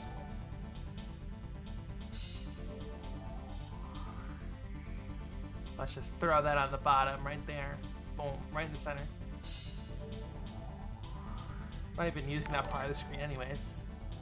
Oh, wait, no. That's, hold on. That is covering the...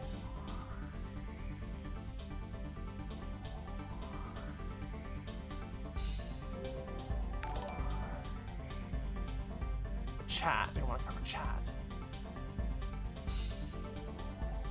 Cool. Okay. I'll see you later, Donuts. Okay. Yeah, so... Right, next up is... Let's make the hat a separate model. So it can hide you easily.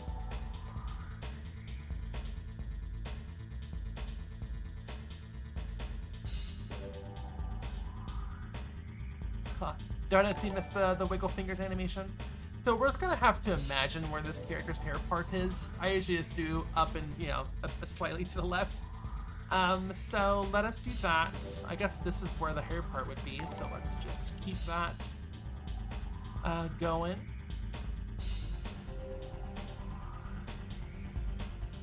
They're right there.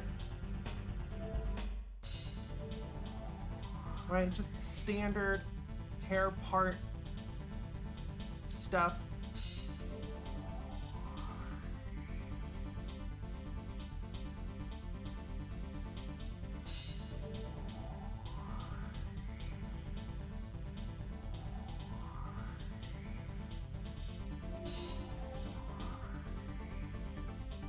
Squid says, people that made me nervous about weird verts for all teachers and stuff. Yeah, I feel like that happens with everyone.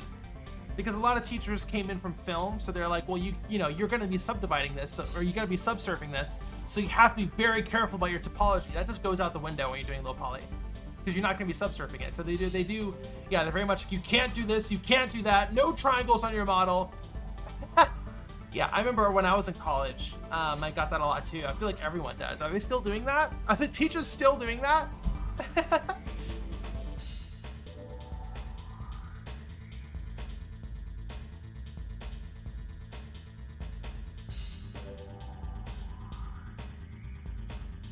Yeah, minimize your triangles. It's gonna look bad when you subsurf it.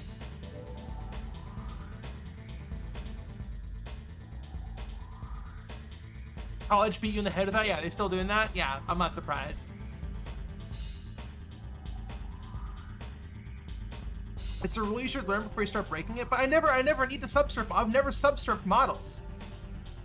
So like I don't think that's true. I'm not breaking a rule. That's just a useless rule for me and the 3D models that I make. I'm not doing film. I'm not doing high-res renders.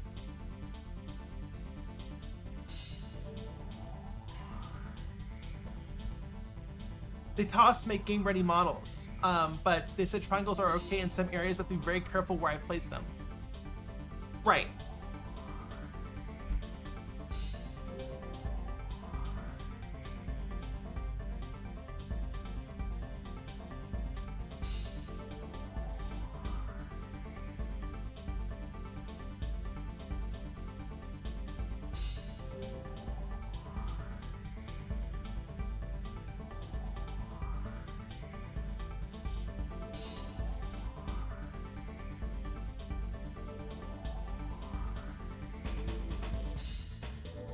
Yeah, so we're definitely going to be deleting the underside of the hair.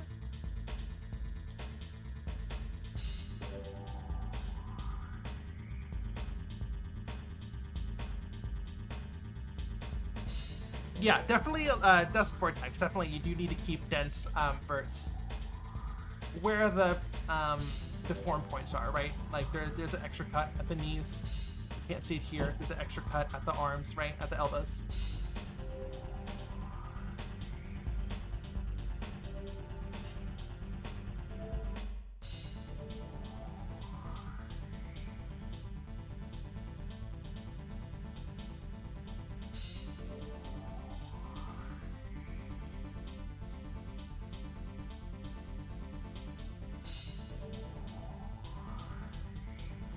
Dracula says the stigma some people have with not making models a certain way is insane.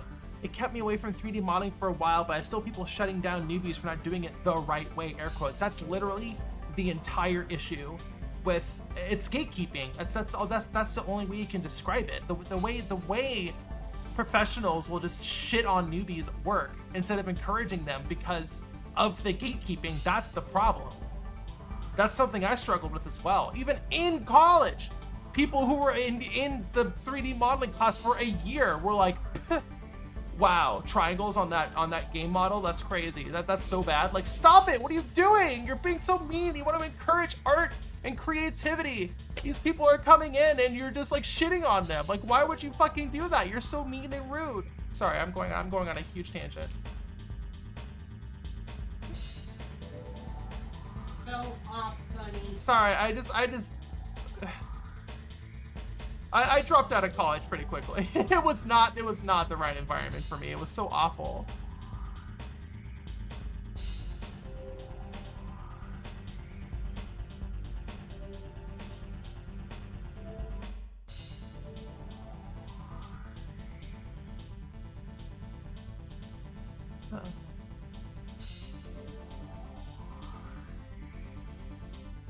Dagan says, I'm struggling with that right now. Almost lost all aspirations to make anything in 3D. Firekeeper Des says, I've been completely self-taught. I can't imagine going to college for a sort of thing. It's fucking awful. The amount of gatekeeping and, God, it's just fucking awful. And just, yeah, the weird emphasis on like techniques and styles of modeling that don't really line up, you know? Never use triangles is just bad. I'm just gonna say it. It's just bad advice if you're making something low poly anyways. I mean, sure, you know, like I guess making game ready models, air quotes, these days, you don't have to worry, you know, too much about giant triangles.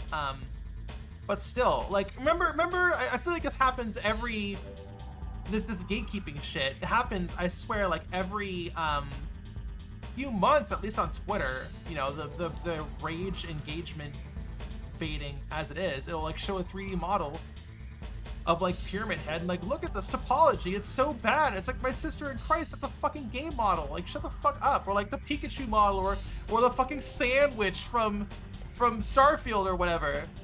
It's just gatekeeping. It's really annoying and very upsetting, honestly. That looks terrible. Hold on, I need to do some hair research.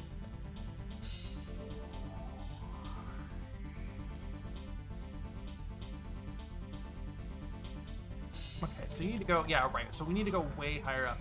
That, I mean, that right there just fixed it, honestly.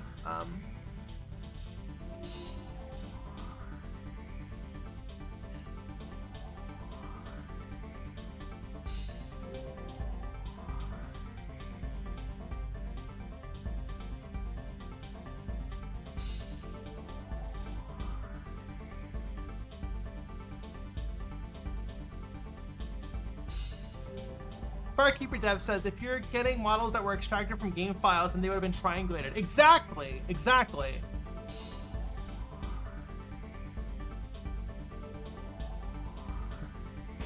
Specifically the Pyramid Head model. It's like a horrible, gnarled, rusty garbage. Of course it's not gonna have perfect topology. It's like trash. Like literally, it's just like garbage trash. Like it's not I'm sure if I just type in Pyramid Head topology. Right.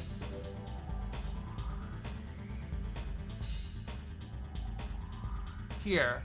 People were like rage engagement baiting with this, right? And like, this is just like, it's been, you know, baked and, you know, retopologized or whatever.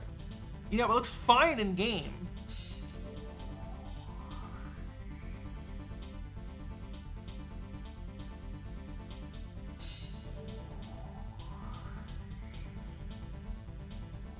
Because that's how you get those super fine details that everyone's constantly screaming for.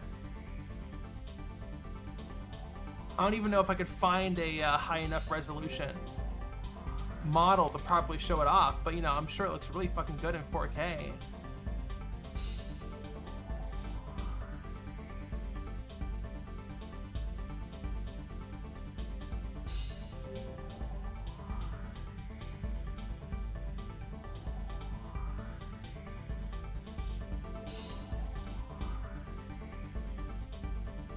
I'm trying to find a 4K screenshot of Pyramid Head.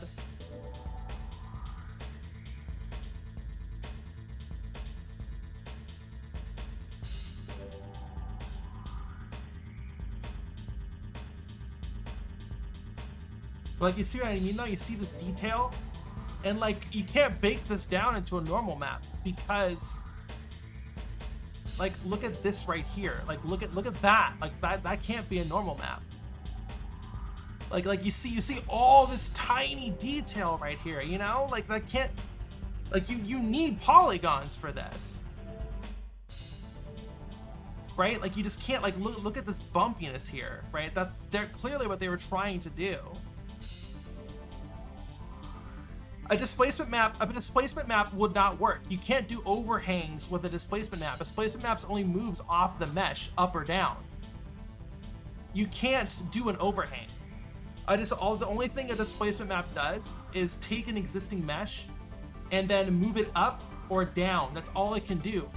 So you can only go like this, right? You can't have overhangs. That's just impossible. Displacement maps wouldn't work. You literally can't do that. You just have to model it. Displacement maps do work in games, but it comes with limitations. Sometimes it's better, like, you can try and come up with some super complicated shader technique to replicate this, but you're just putting more strain on the GPU at that point. Like, that's not free, you know? Like, sometimes you can just model it. Doing a normal map or a displacement map or a transparency alpha, like, that's not free. You're still getting different costs. You're just putting it on different parts of the console.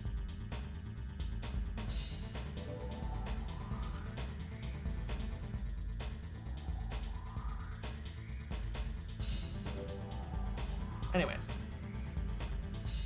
but that's what I'm trying to say, right? Like, these people are just, they just want to, you know, cause anger. You know, they just want to shit on this game because it's a hater game. We've talked about hater games in the last stream. Won't need to bring that up again.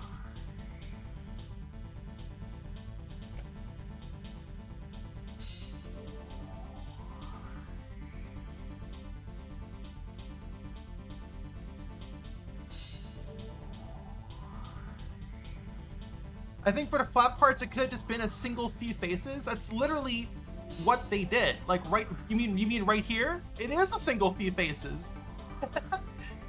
that's literally what they did.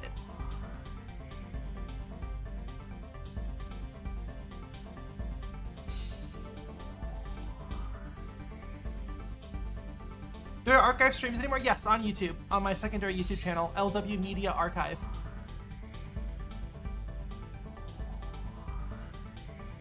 A hater game is, you get a couple every generation. Just a quick version. A hater game is a game that is getting a bunch of hate for reasons for like political reasons outside of the game's actual quality or merits. Final Fantasy 13 for being linear. Metal Gear Survive because Hideo Kojima and all that crazy Konami drama. And Silent Hill 2 because of Bloober Team. The big thing with Silent Hill 2 was that Silent Hill 2 ended up being really good.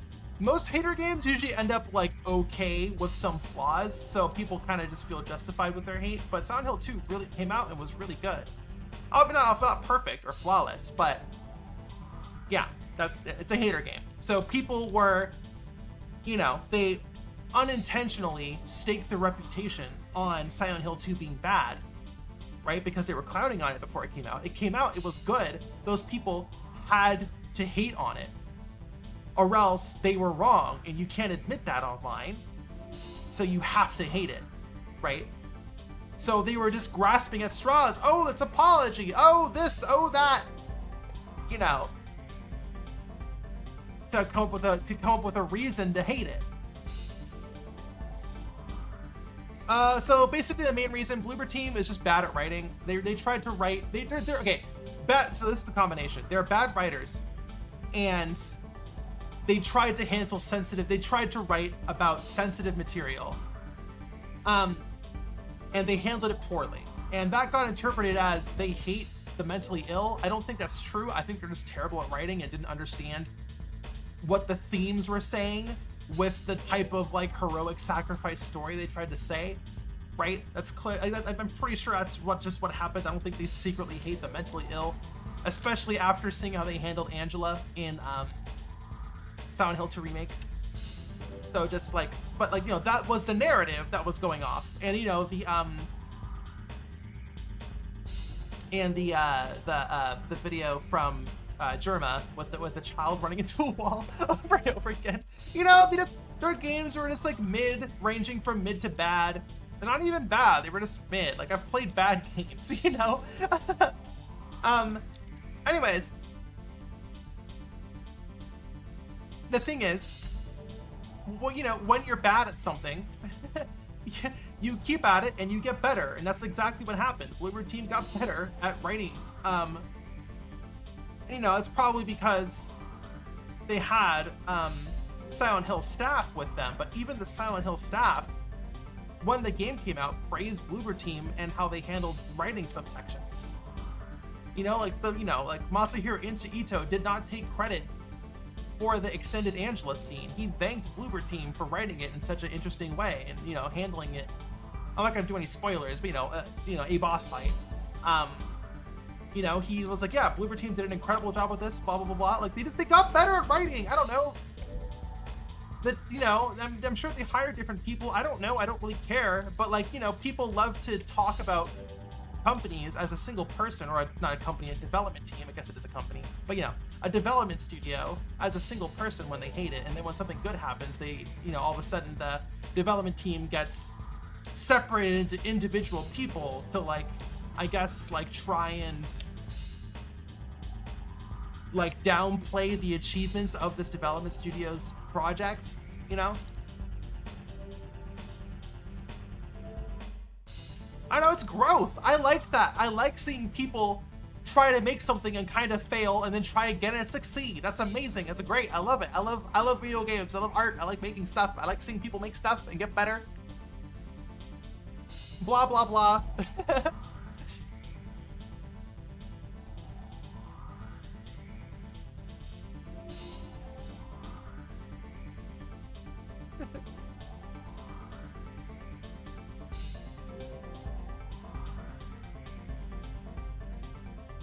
When people ascribe malicious intent to something that was just written weird, right? And I think with the power of hindsight, especially post Silent Hill 2 Remake, with how Angela's handled, and the whole game, honestly, you know, I think we can safely say that they weren't being intentionally malicious. They were just being bad at writing.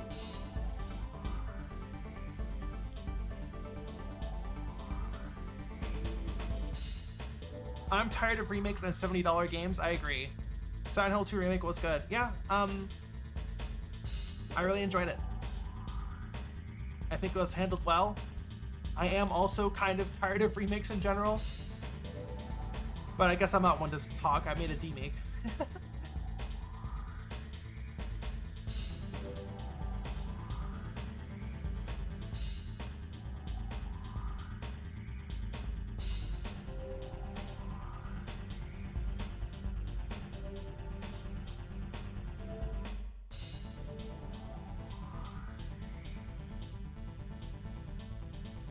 Excuse me.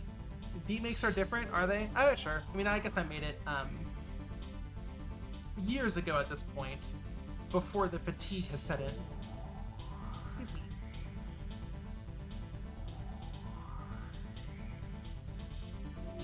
Nightmare Card Final Mix, it's happening. Don't worry, it's gonna have harpies. I need to, for Nightmare Cart, I need to get the process started on getting multiplayer figured out. I don't think it's going to be in this update.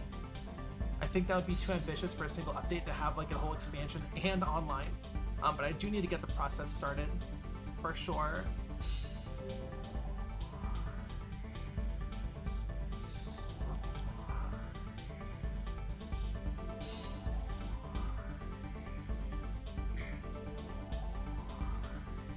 Nightmare Cart remake, yeah, we'll have it run on the NES, the SNES with mode 7 graphics. I'm gonna have mode 8 graphics. I'm gonna be the first NES SNES game to use mode 8 graphics.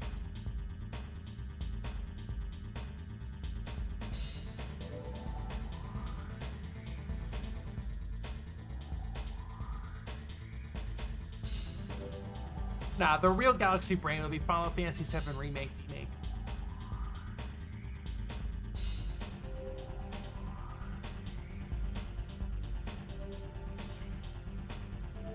Remakes also don't really have a commercial presence. Yeah, I guess, yeah, you're right. You know, I feel like people are kind of sick of remakes because they are flooding the market, right?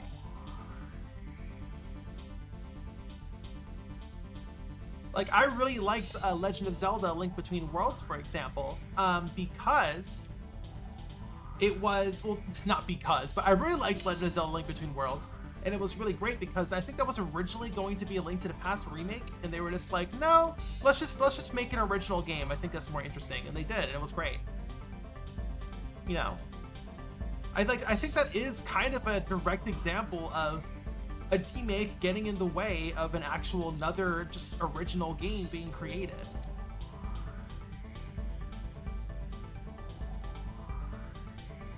Like, yeah, I do have problems with problems. I think problems is too big of a, is too harsh of a word. But like, I do agree. I think there are too many remakes out there right now. But also, Silent Hill 2 remake was really, really good and kind of expanded on the original game.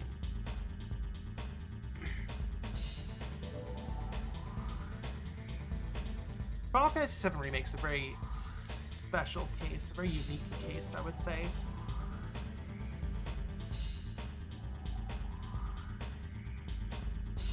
We need more C makes. Put a game onto C, says Brooksima. That's very funny. We're gonna put it in a bottle. Put it on a flash drive. Put it in a bottle.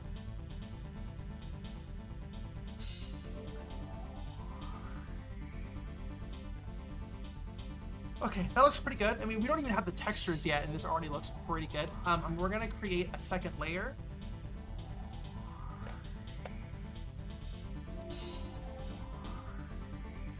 Final Fantasy VII Remake is more of a sequel, right?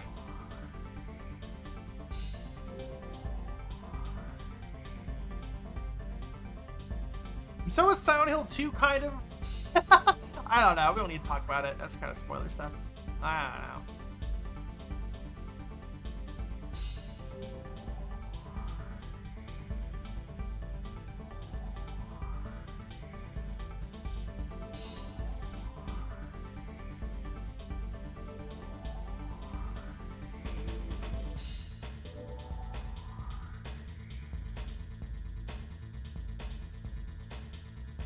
Nightmare Cart Beach Edition? I do want to make a beach level for the expansion, for sure, for sure.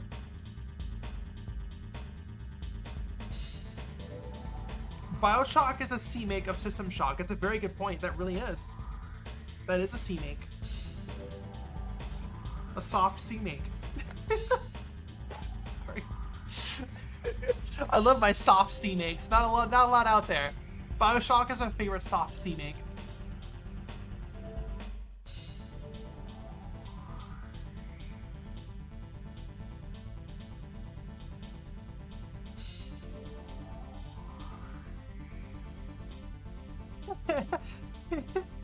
Chat, you're so funny. Oh my gosh, you're so funny.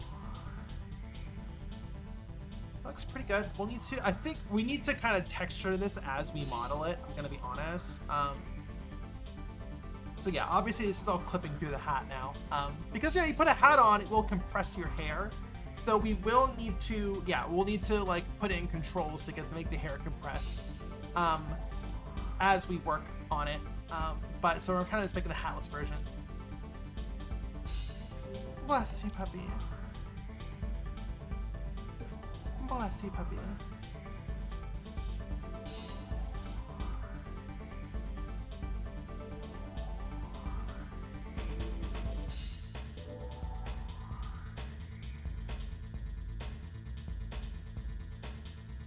No, remakes are not real. We're just being silly. We're just being a little bit goofy. Okay, how do we get this to merge?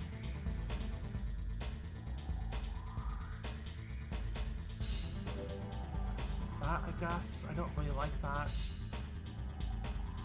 I can't really find any other way to do that without raising the poly count too high.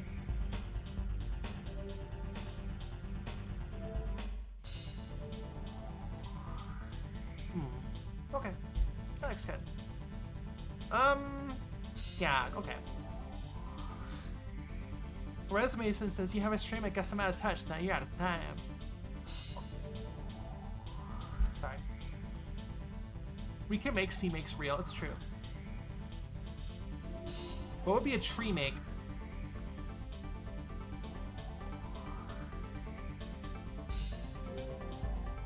Tree make.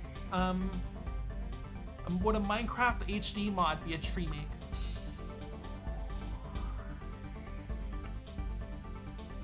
Tree make,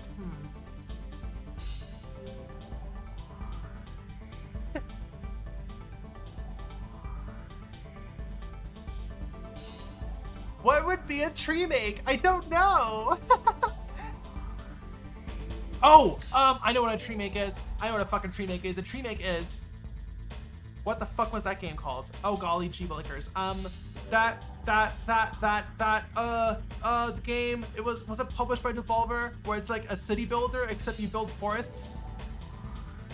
You know, like the whole like city builder, like making factories and all that stuff, colonialism vibes baked into the genre, and then someone made it where it's like, no, actually you're getting rid of all the buildings and planting trees. That's a tree make. That's a tree make. It was like Factorio, but with trees and less bigotry. What was that game? What was that called? The game where you plant trees instead of buildings.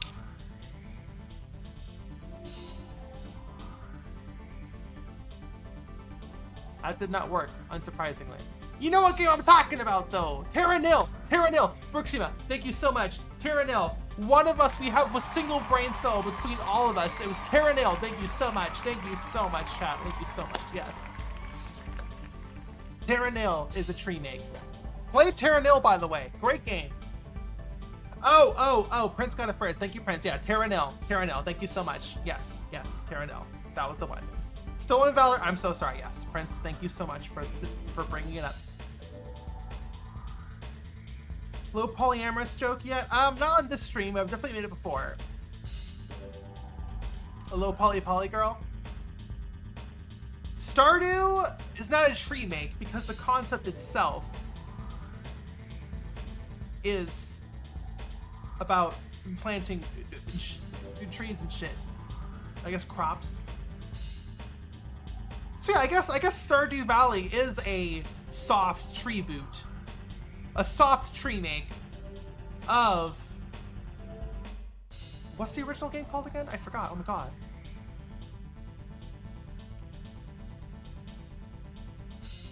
What? Harvest Moon. Thank you so much, Tixie. Harvest Moon, yeah. A spiritual tree make. Yeah. Stardew Valley is a spiritual tree make of Harvest Moon. Is Firewatch a tree make? I think Firewatch is just a game with trees. Nothing is tree made there.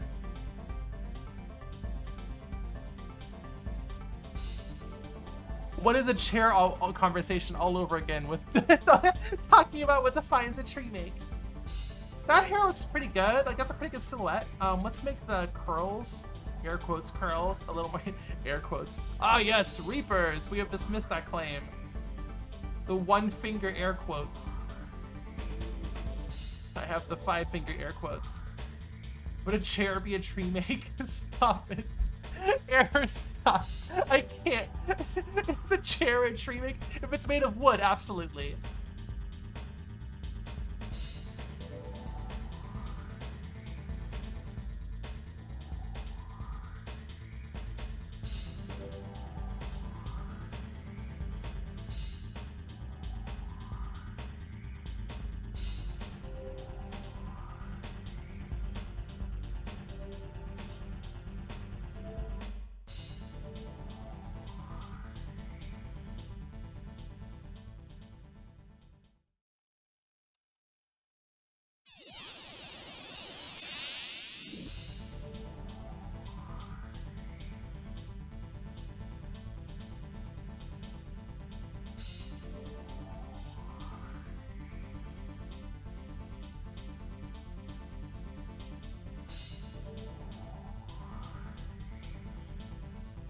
A tree make and a tree game are not the same thing. It's true. Street Firewatch is just a tree game. Previously on Botster, y'all are so fucking funny. Rez, you're fucking funny. Chat, I missed y'all. A heads up, I usually stream every Sundays, but I'm not gonna be streaming this Sunday because I'm gonna be the people who are working on. Wow, we just stream this connection right when I started announcing stuff. Are we back? We're back. Got a tiny little hiccup there. Arcade Commons, the people who are making the Nightmare Court arcade cabinet, meet at the shop on Sundays, so it's very difficult for me to find time to, like, you know, meet up with them and take a look at the cabinet's production. So I'm not going to be streaming this Sunday. So I'm streaming today as an apology, I guess. An apology stream, a preemptive apology stream. So just a heads up. I usually stream every Sunday and whenever else I have time.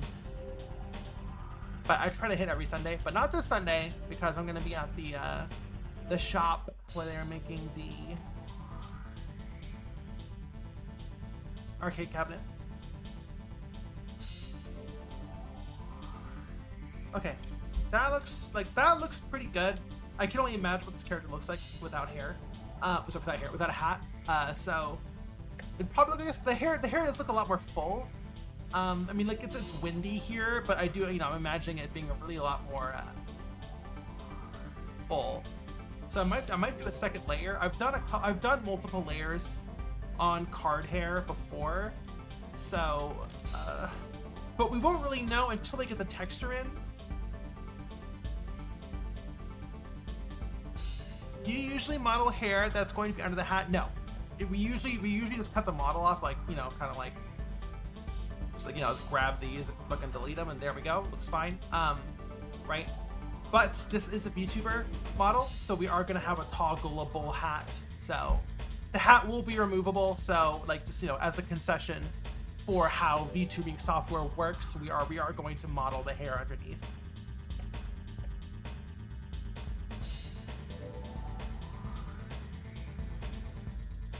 Wait, Brooksima, you are the client. Oh my gosh, the client's been in chat the whole time.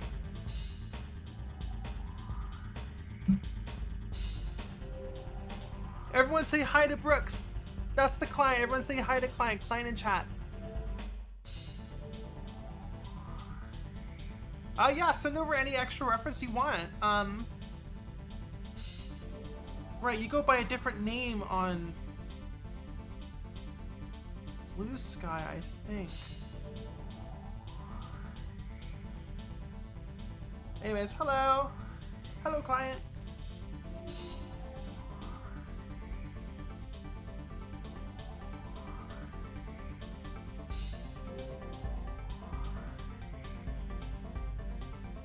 Yeah, so it's gonna look a lot fuller.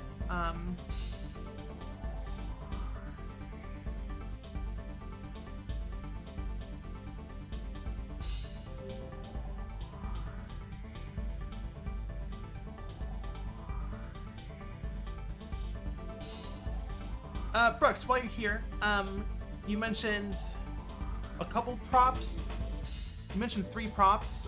Usually, this commission usually gives you 1 complimentary prop. So you had a knife, a lever action rifle, and a pistol. We can maybe bake the knife into the model. But like the main prop would probably either be the rifle or the pistol. So I would ask you to choose one of those, because yeah, only 1 prop's included in the commission.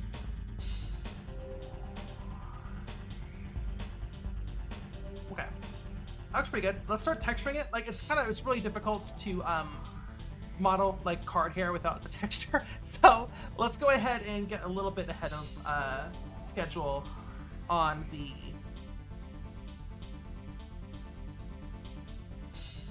texturing side. So I'm going to steal, I use a semi consistent style of hair across all my characters.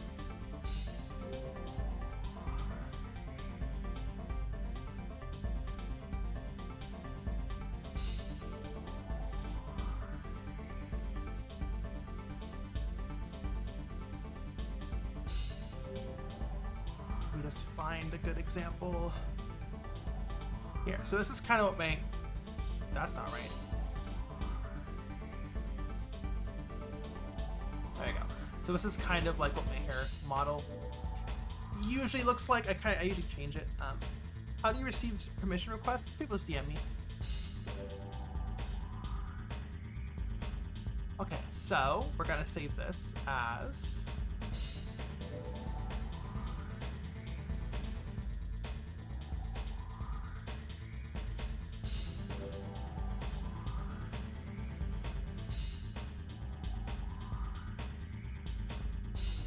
character has black hair, which is always difficult to draw. Is it black?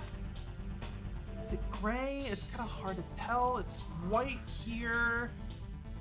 It's, we have client in chat. Hello, Bruxima, Bruxisma. What color is this character's hair? Brown? Okay. Like this brown? Darker brown?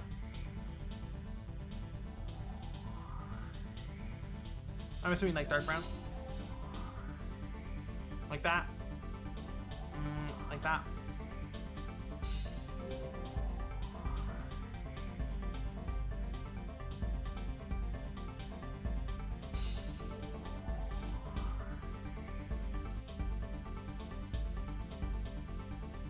Got me a rough image in Discord? Cool.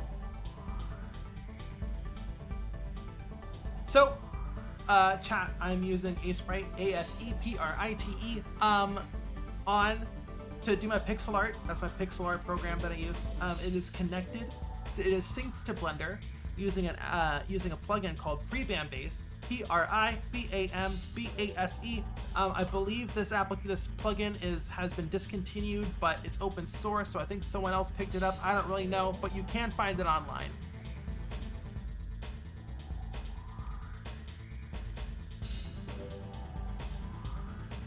So we're going to add this.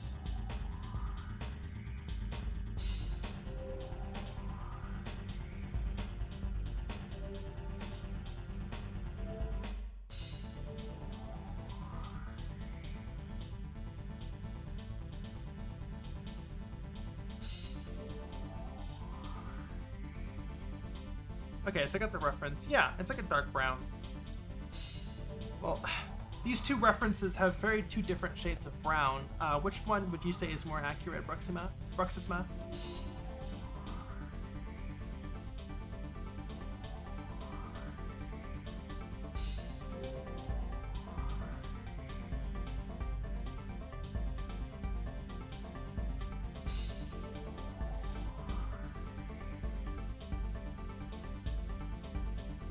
Second image. Okay. Yeah, so yeah, basically, yeah, dark brown, basically black.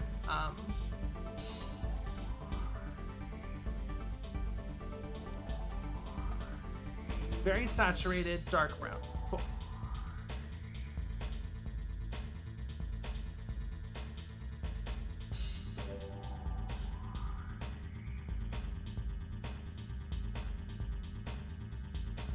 Okay.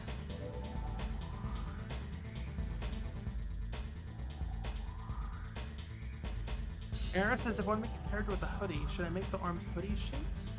Or make a different model for the hoodie? It depends on if you want the hoodie to be removable or not.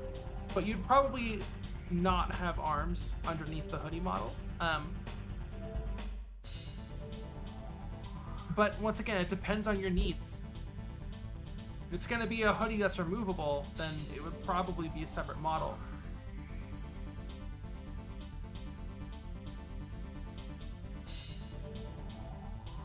And then if you take the hoodie off, it's difficult. It depends on what you want, what you need for that. You'd probably have no arms underneath the hoodie. The arms would be hoodie shapes. And then if you want the hoodie to be removed, you make it a separate model.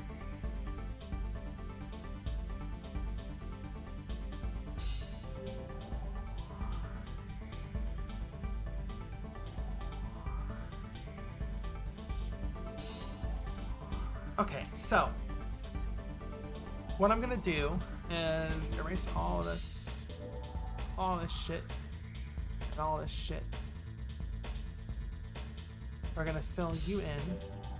No, we're gonna actually erase all of you on the bottom here.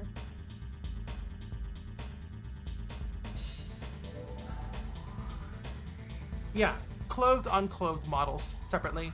Unless you have like a dynamic clothing system, you're probably gonna have to make something a lot more complicated for that. Yeah, 2 different models would probably be the best way to do it.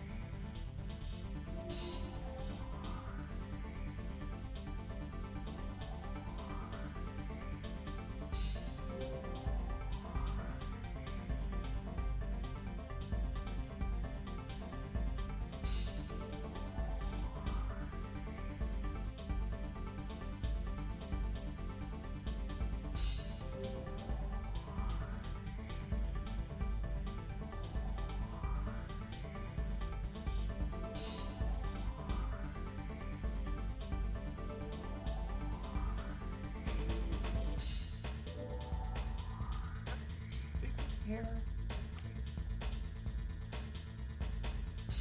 This color differentiation is mostly just for just to visualize. They're probably all going to be the same color when we bake this all down.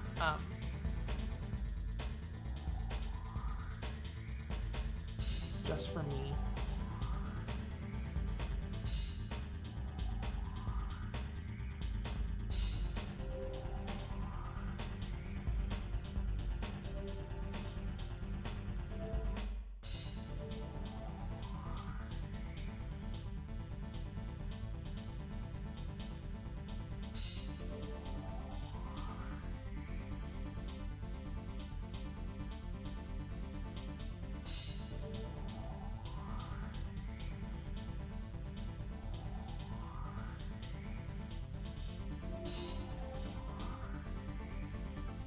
Something like that. We can honestly make this tileable, potentially.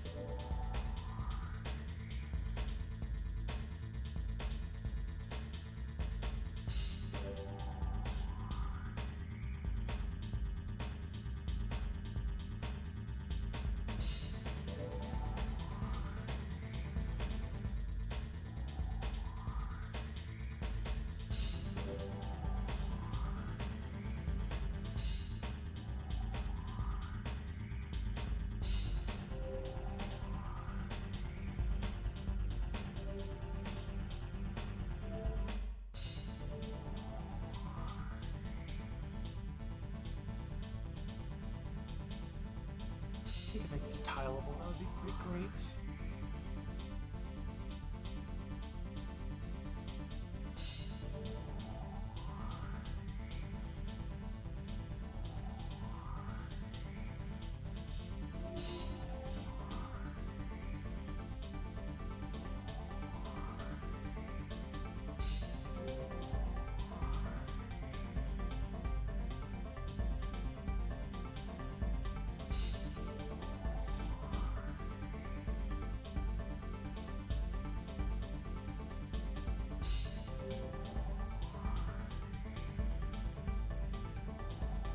The little gap right there. That might be too much. We have to fill that in later.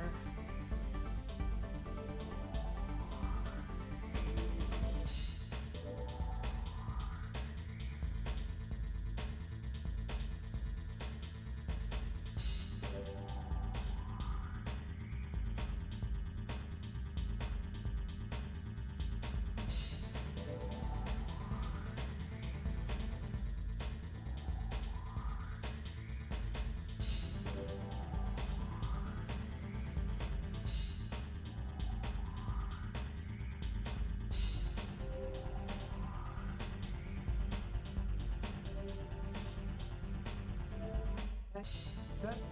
You know, there's really no fast way to do this. You kind of just gotta do it by hand. But this might honestly be enough for us.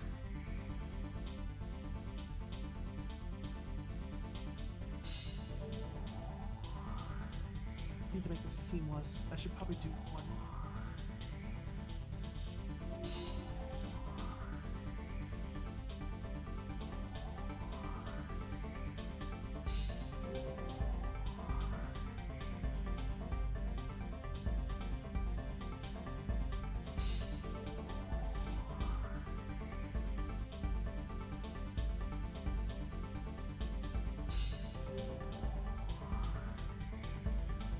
There we go, that looks pretty good. And then, yeah, one more up here, which will definitely be covering that.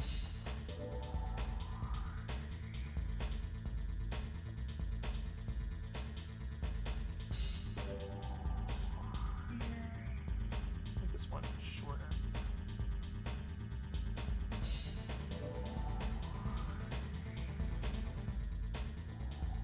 That looks pretty good.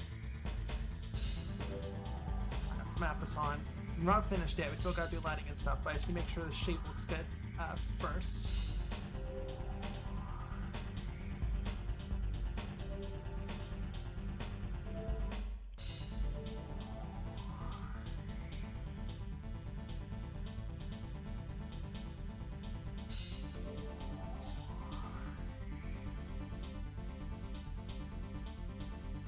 The PSX aesthetic was a very subtle style to pull off. It's difficult to get right. So is this a wardrobe texture or part of wardrobe texture? I'm not sure I understand what you mean, Pass. Wardrobe texture or part of a limb?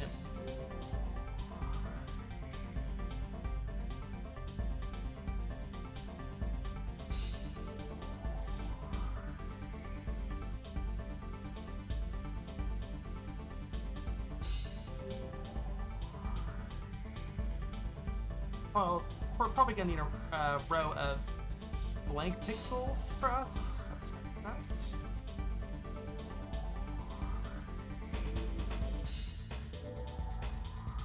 Make all of these exactly uniform, the same length of hair. Yeah, that looks a lot better. It's not perfect.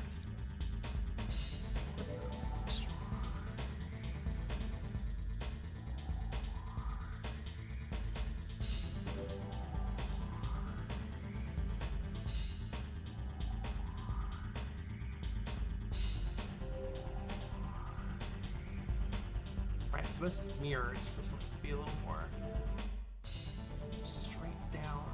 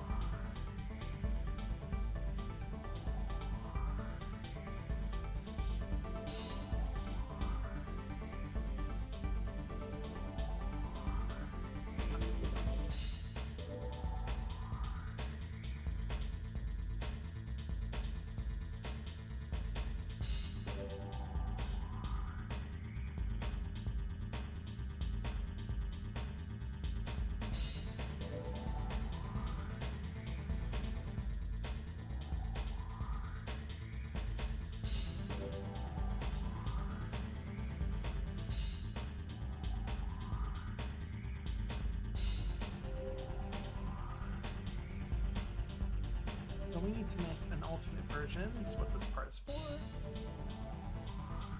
It's kind of just individual strands.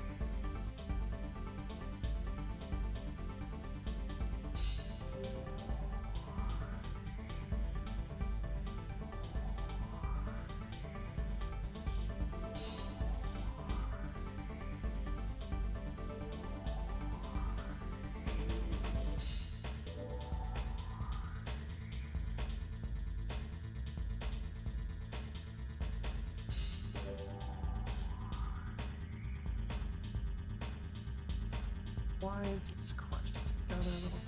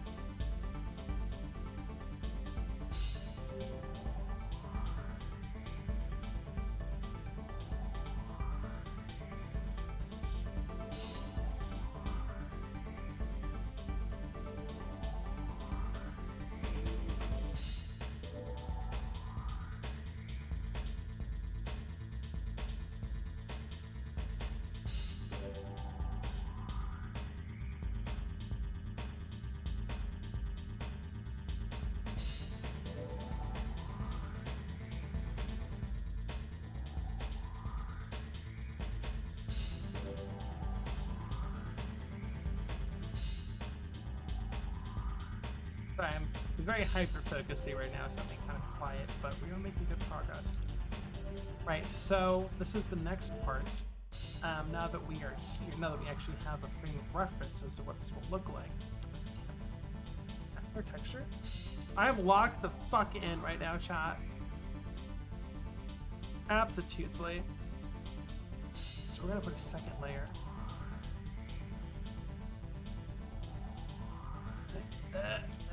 Come on, there you go.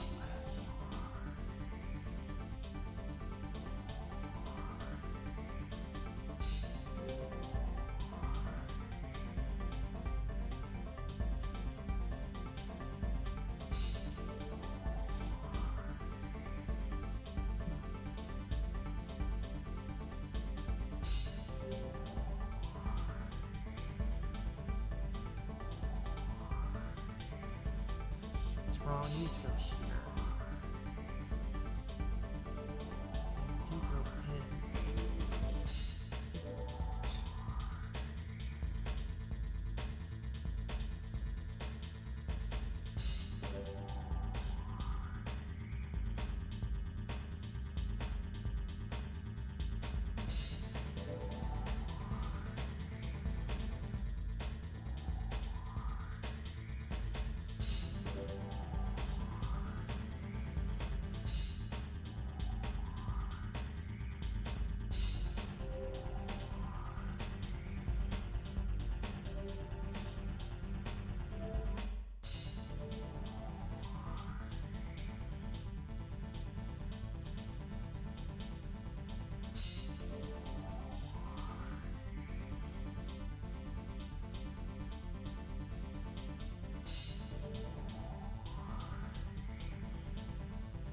There we go.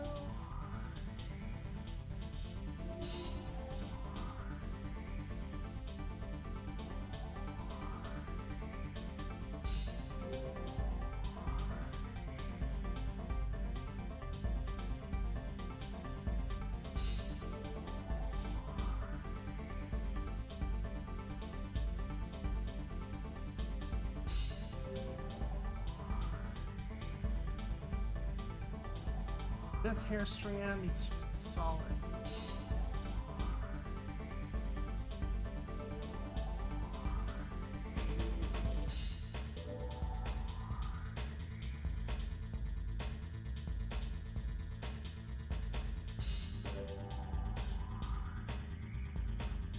Yeah, hair is definitely the most complicated part.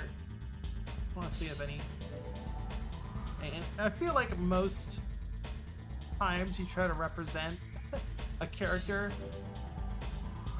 in any medium, there's a high chance that the hair is going to be the most complicated part.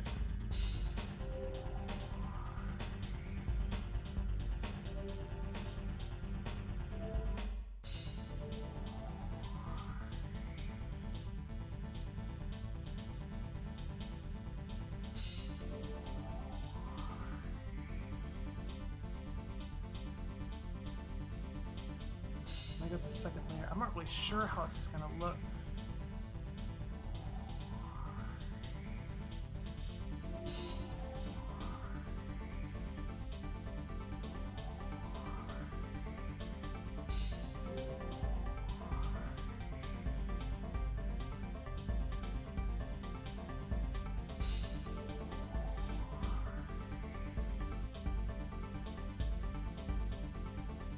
Well, yeah, we can have a gap there. It's fine.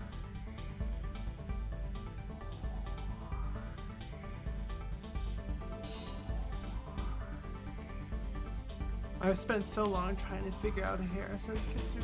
Yeah, absolutely.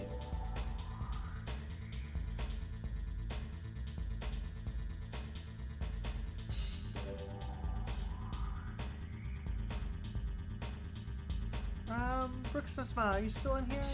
Is the client still in chat?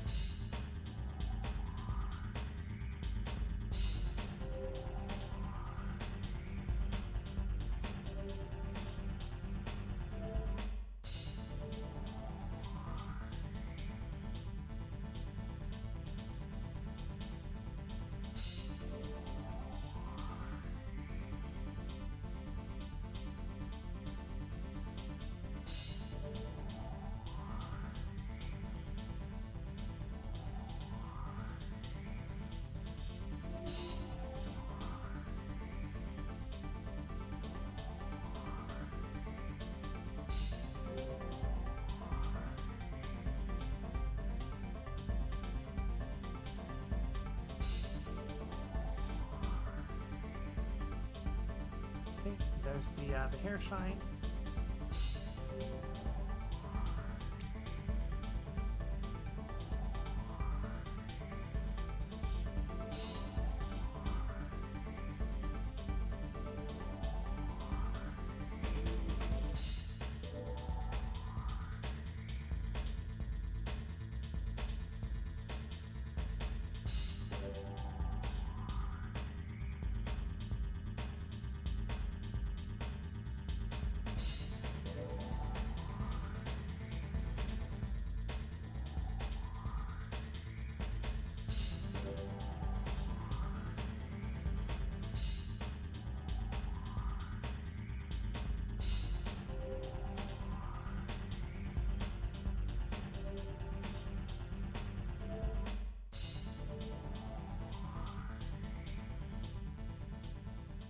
Decent. You're cutting off here.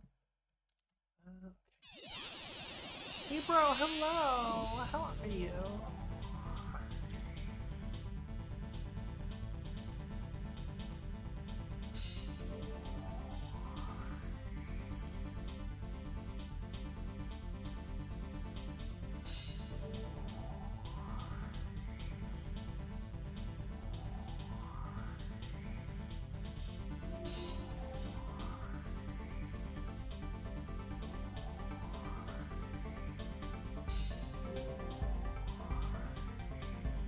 bunny activity's going pretty good. Yeah, just working on the character.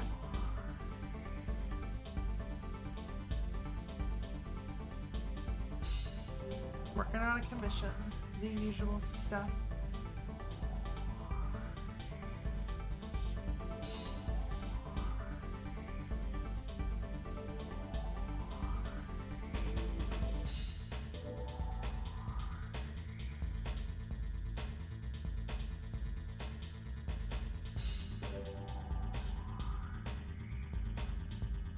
So we have the highlights, now it's time to do the shadows.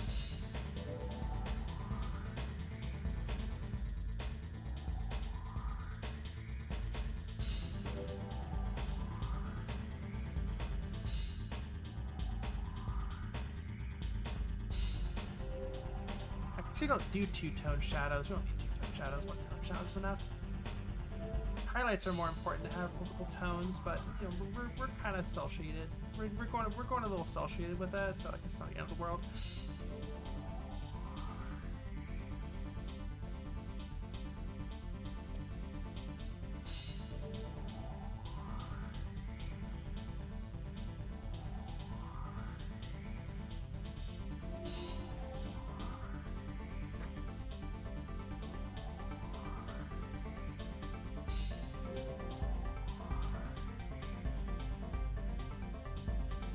There we go.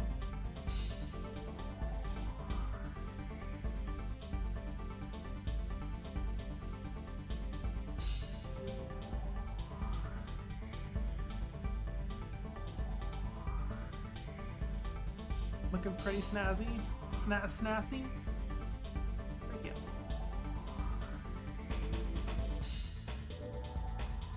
Okay.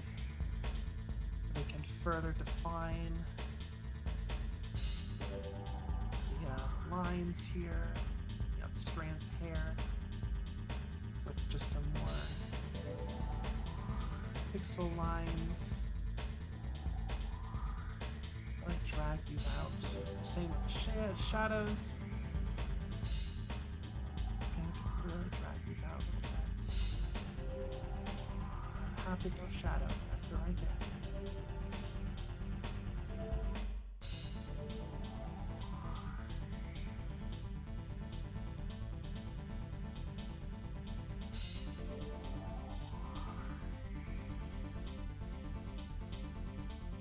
Trace these. What texture quality is that?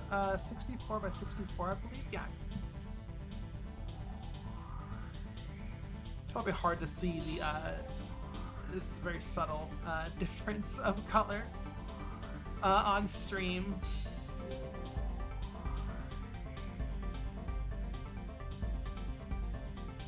We're just slightly darkening the edges and the tips. It looks a little weird. When there's no undershadow on any of this.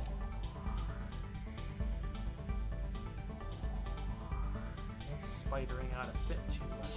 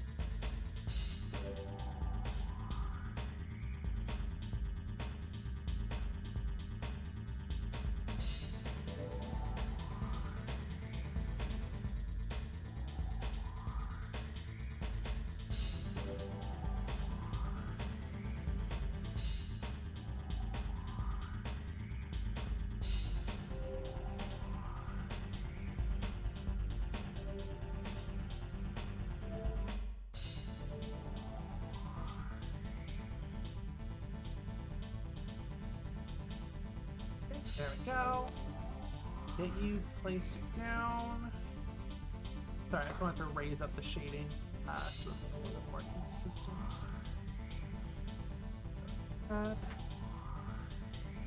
More line shading, individual strand shading, I mean.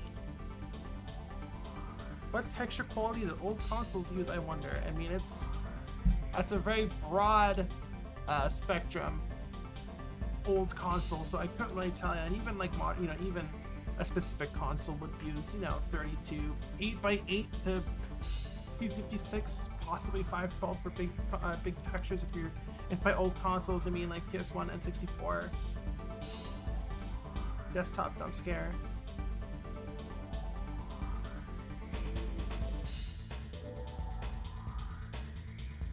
Okay, there we go.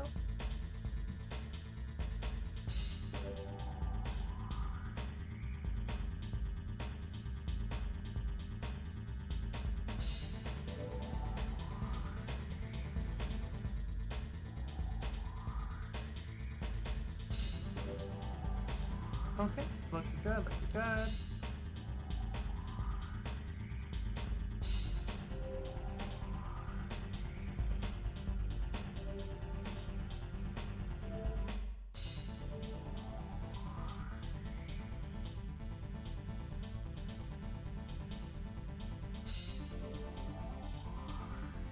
Alrighty, cakes. You are going to be mirrored back. So we have a consistent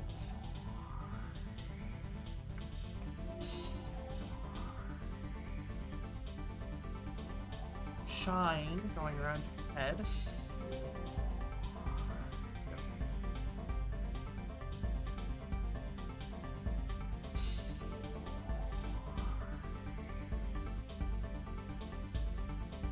That's good.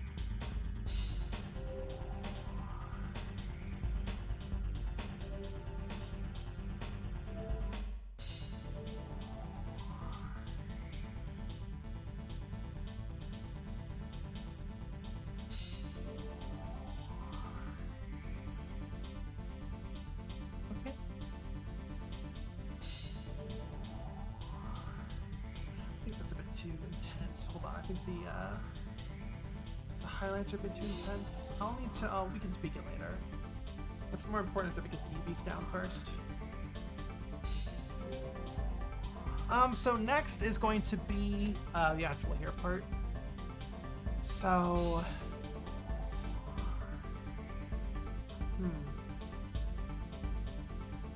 I kind of want to define the strands a little bit more. So you just make a new layer and kind of just draw more strands.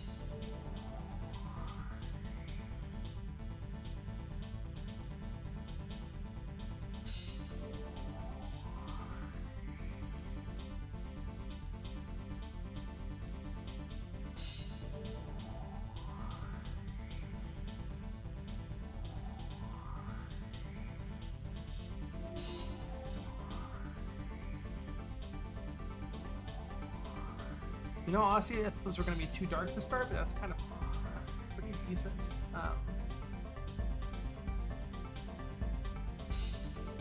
You know, I was intending on lowering the darkness for these, but that also looks pretty good. I think that contrast was exactly what we needed to really define. I think it's a bit too dark, but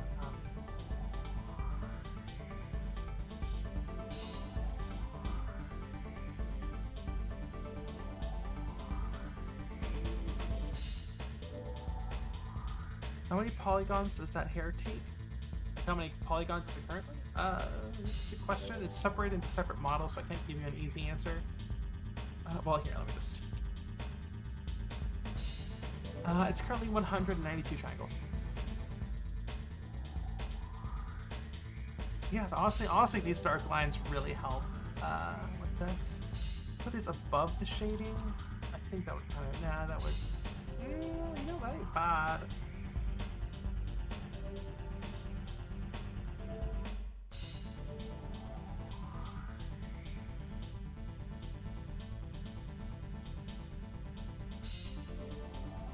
I think I like the thing underneath though.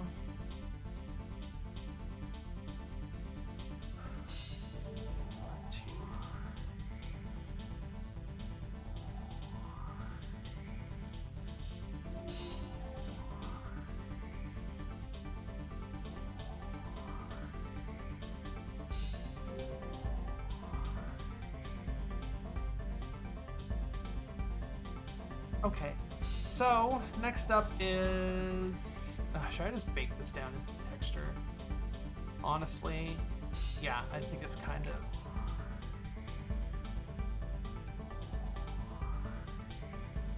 Yeah, let's just bake this down. I try not to have too many layers.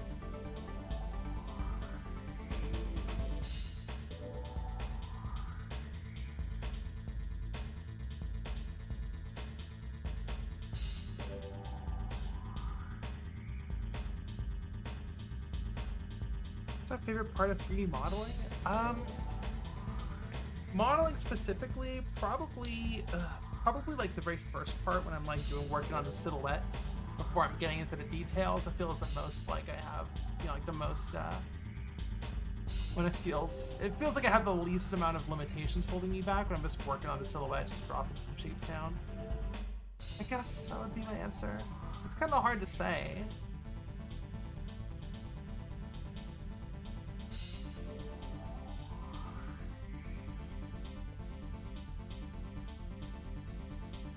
Okay, so these are all gonna go really straight because the curve here, this is going to basically, this part's going to dip into the scalp, or like the hair part, right? So the curve is part of the model, so in the texture it should be flat.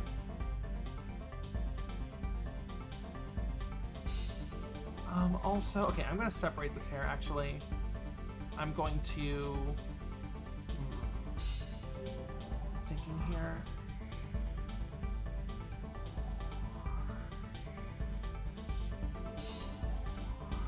Nope.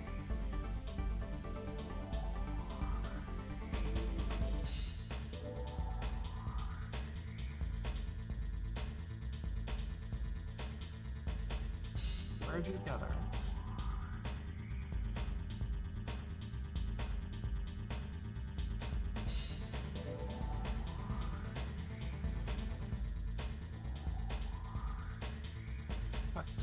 So now we can continue.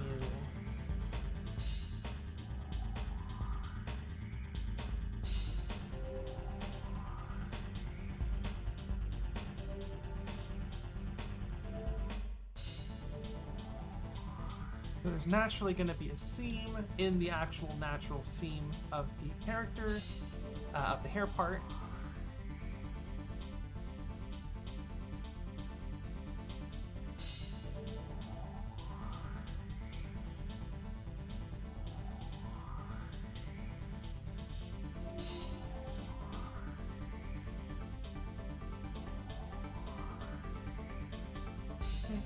Isn't.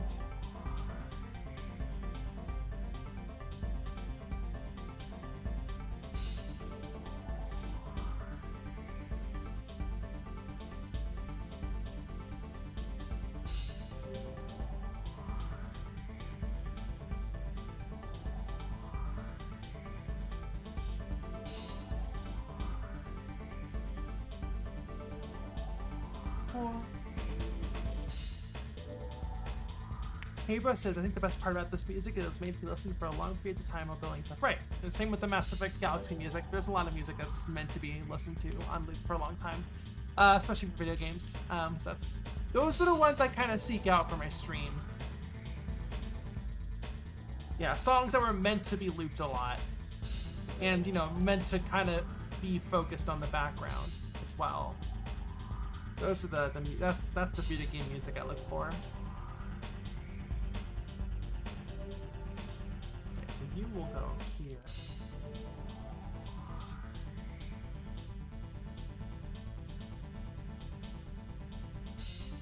There you go. So you can see the hair going into the part here.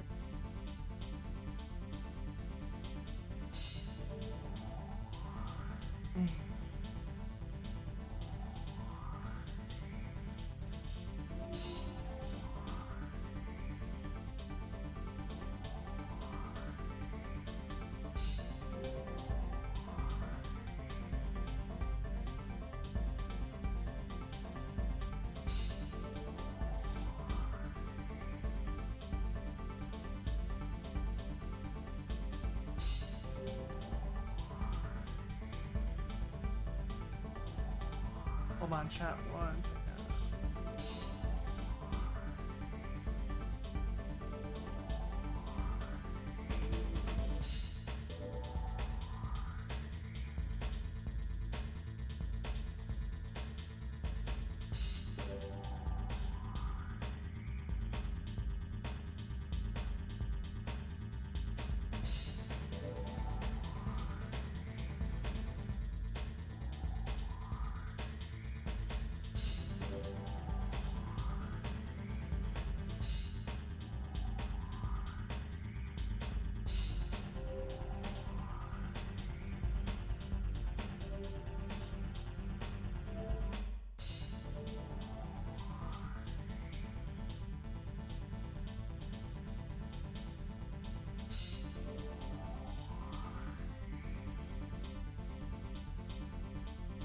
Cool. Pineapple says my cat likes your stream. Oh my gosh, that's so amazing. Hello, Pineapple's cat. Hello, hello.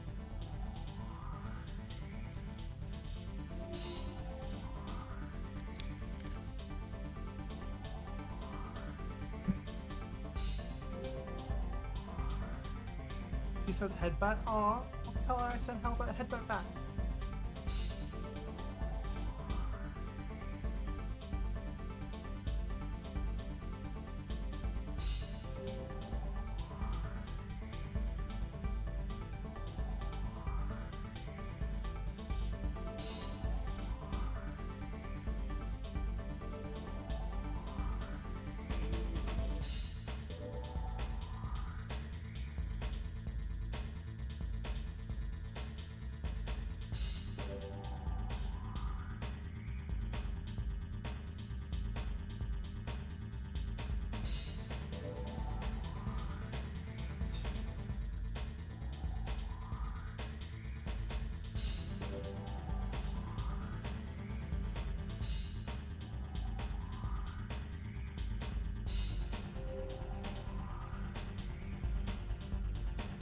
Whoa!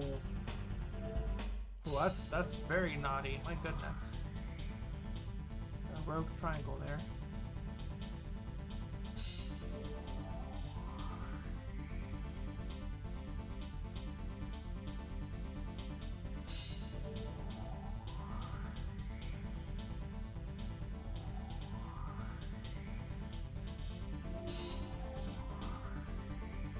Will need to be. It's gonna be interesting how we deal with this. All this needs to be its own.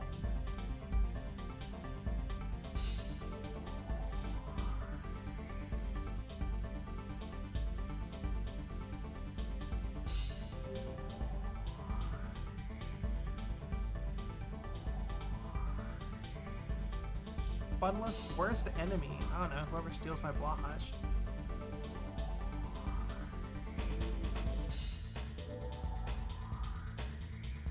Yeah, why am I even making this modeled?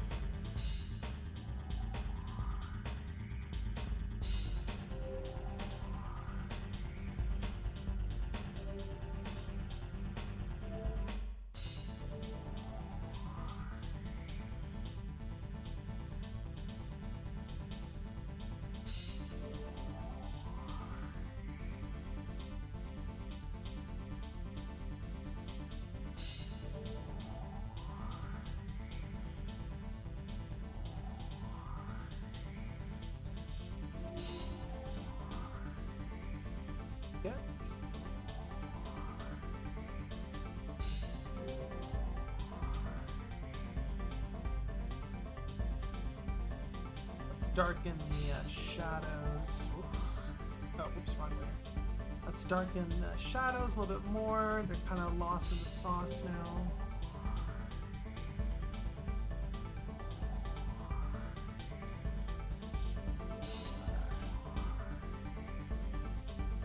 That might be a bit too dark, actually.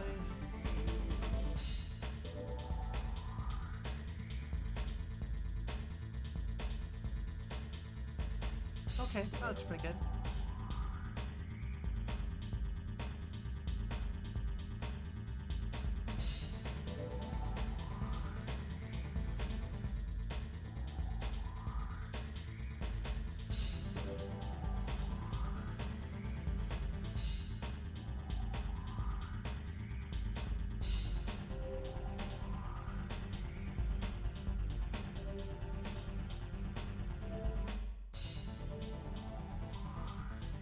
Okay, looks pretty good. We're going to now put this shine we had set aside just for this.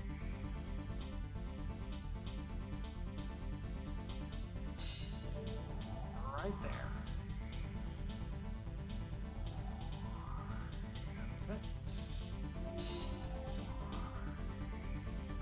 And there we go. That looks pretty decent, I would say.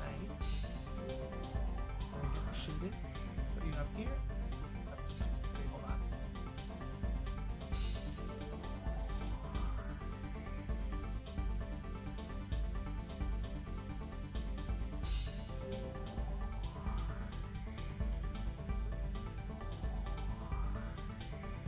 Stretch it out.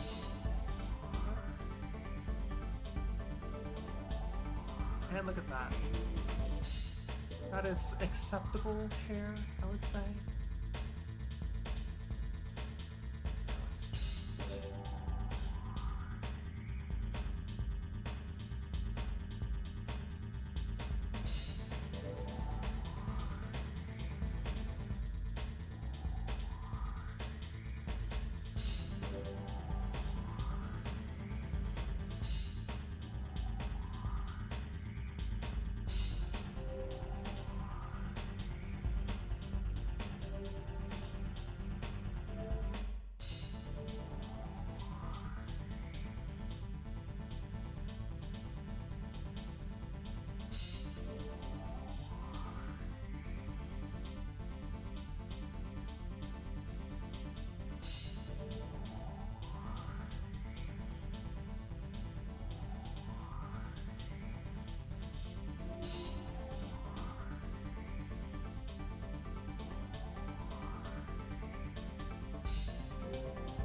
Yeah.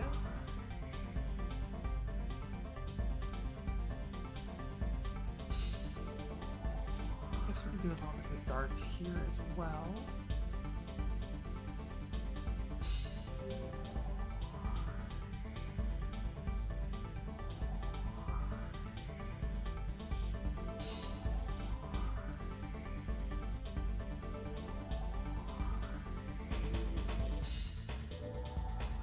Up a little bit.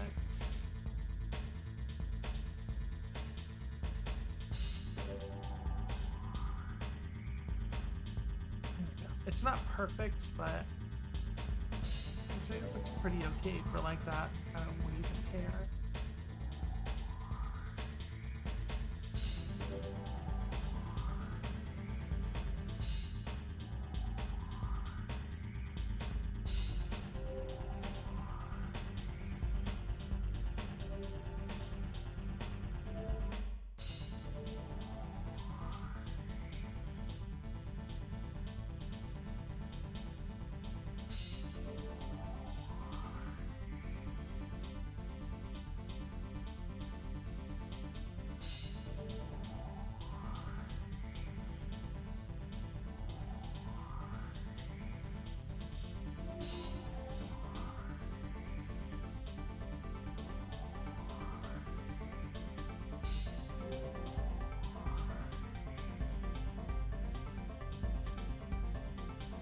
I'm like so locked in right now, chat.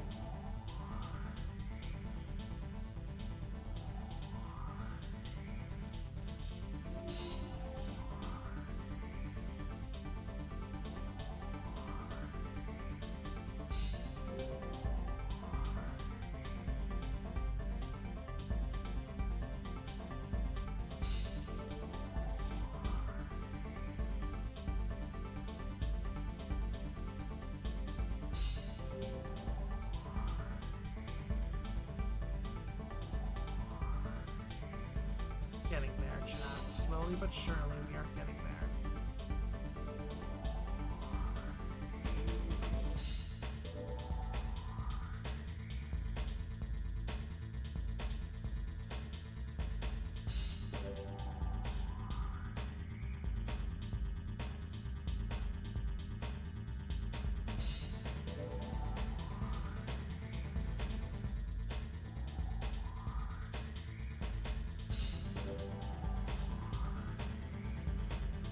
Lovers S says, where am I? You're on a Twitch stream. That's where you are. It's me from YouTube. That is me. I am on YouTube. I don't know if I'd say I'm from YouTube, but I'm definitely on YouTube. That's for sure.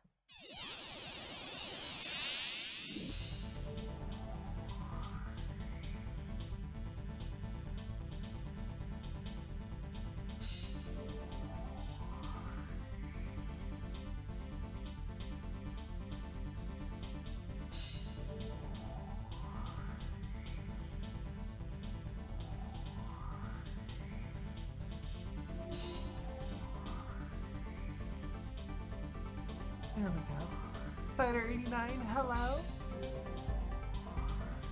Yeah, I'm kind of just in hyper-focus mode. So I'm focusing really hard on getting this commission finished. Or at least getting this hair finished before we end today's stream, which is going to be coming up a bit soonish.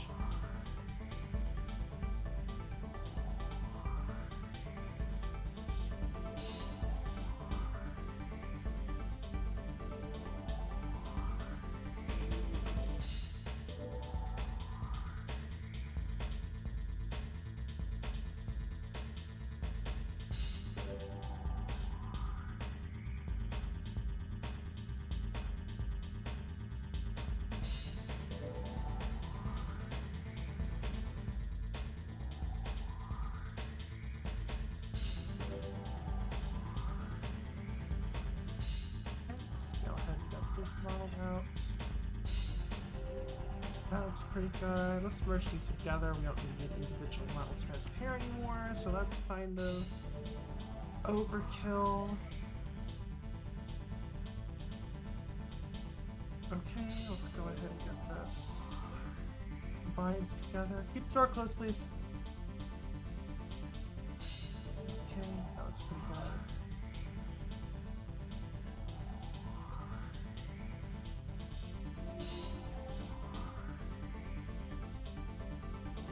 This stuff is like the most important part. This is the, you know, the front of the face of the VTuber. So this is like very much the most important part that you really want to be perfectionist at.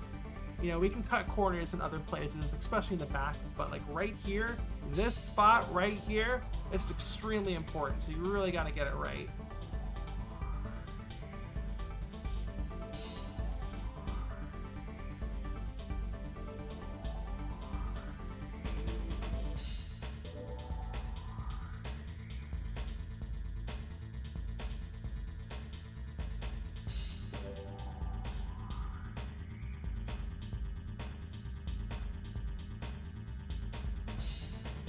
You're gonna have your back facing the audience at all time. You're one of those VTubers, gonna be one of these. All right, everyone, take a look at this. Wow, that's a nice looking model that's going on over there. Wow, check that shit out. That's fucking crazy. Anyways. Okay. Yes, chat, my back is modeled. Boom. It's not textured very well. For obvious reasons, but it is there. It's real.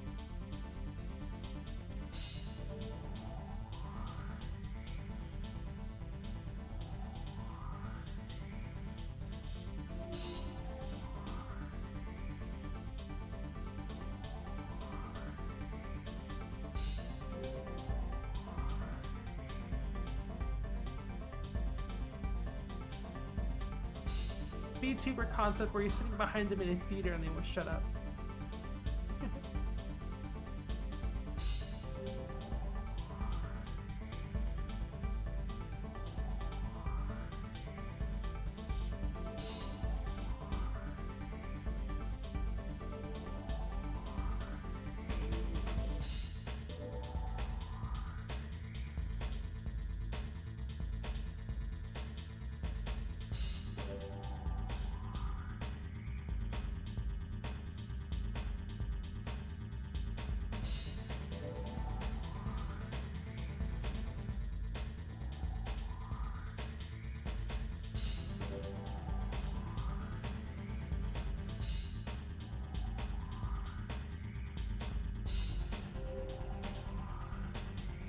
Are you a floating torso? No, I am fully modeled.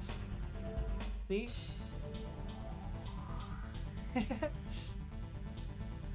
Nice try though, I'm not panning all the way down.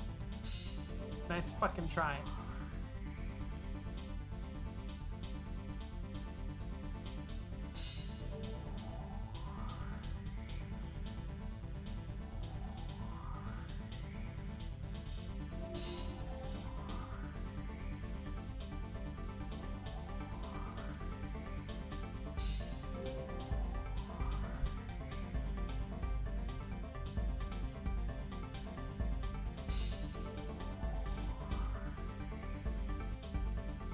Let's get this.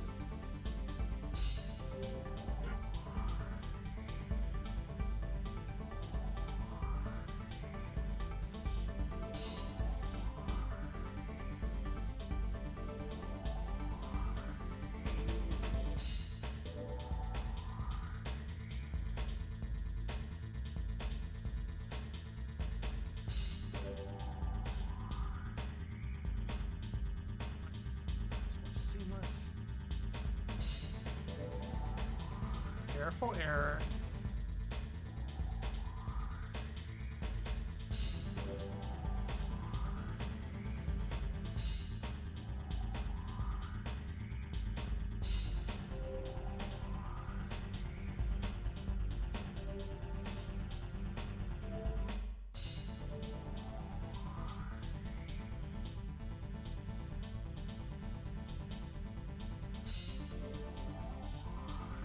This lion says, "Does hair?" Question mark. I don't know what that means.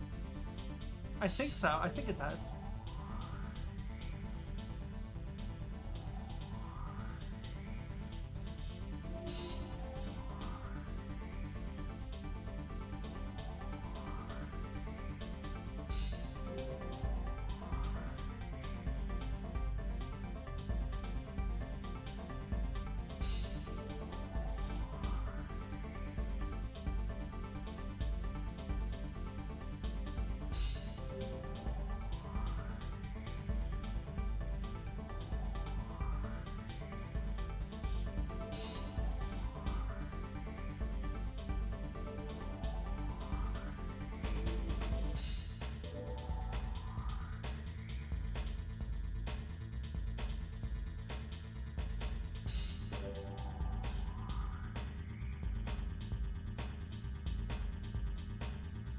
This right here, I need to be unique texture. I mean, we got space for it. Yeah, I don't think we can be just doing warp and UVs to get what we want here, but that's okay. Okay. That's what we were missing. You know what? I'm gonna just like these.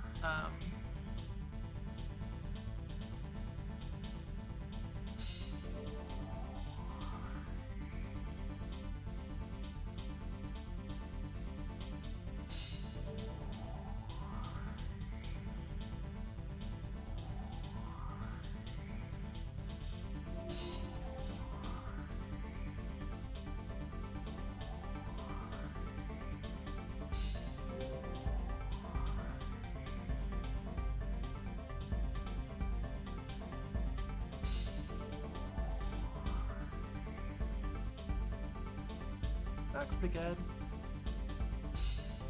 But yeah, we're not really doing modeled strands anymore.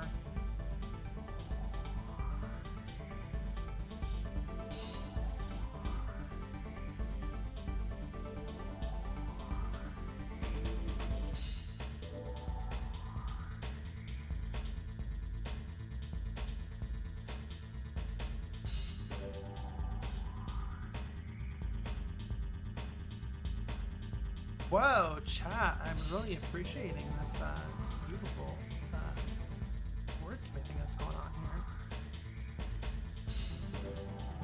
Okay, that's pretty good, I would say.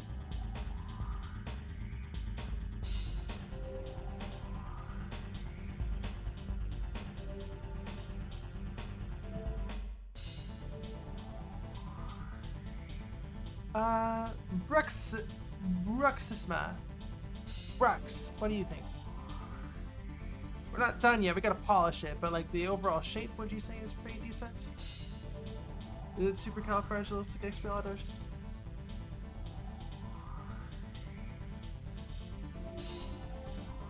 A plus? Great. Well, it's gonna look even better when we polish it up some more. But yeah, we're gonna throw a hat over it. Obviously, you know, the hair compresses when you put a hat on, which we'll need to bake into the VTuber model, but here, yeah, let us just make a just for now, just him.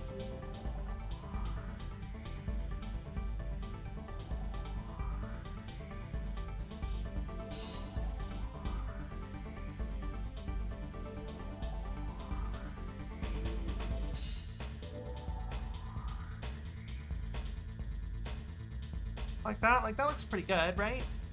Like with the hat on, this really looks pretty, I don't know, I'm pretty proud of this.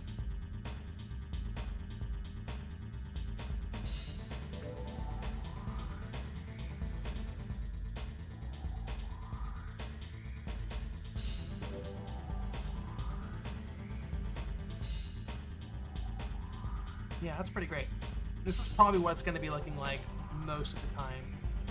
We'll need to change the hat some more. We'll need to polish up the hat. The head just looks a little bit big.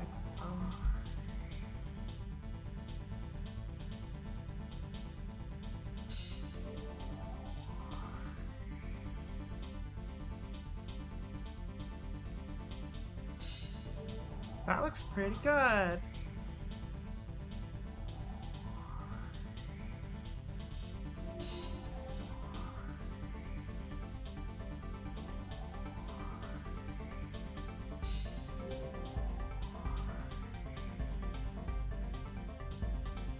Here, let's just so we can easily visualize this.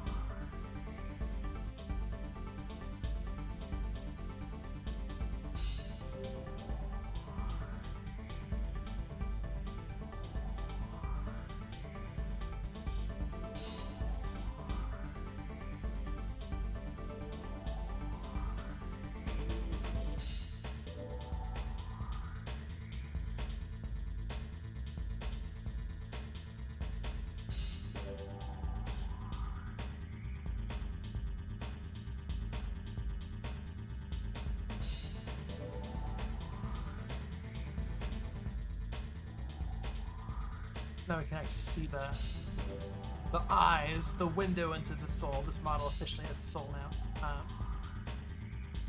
It's pretty easy. We haven't even worked on the eye shape yet. But yeah, that looks pretty good.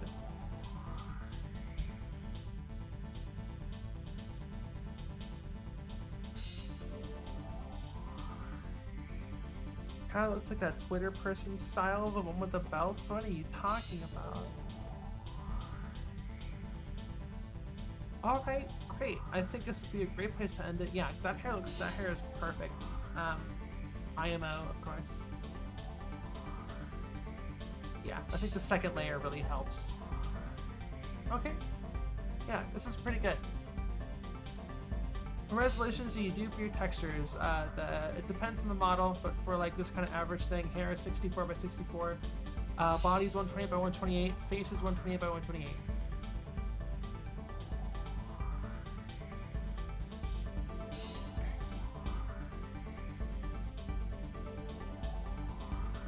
But all right, yeah, I guess that'll be it for today. Thank you so much for hanging out, everyone.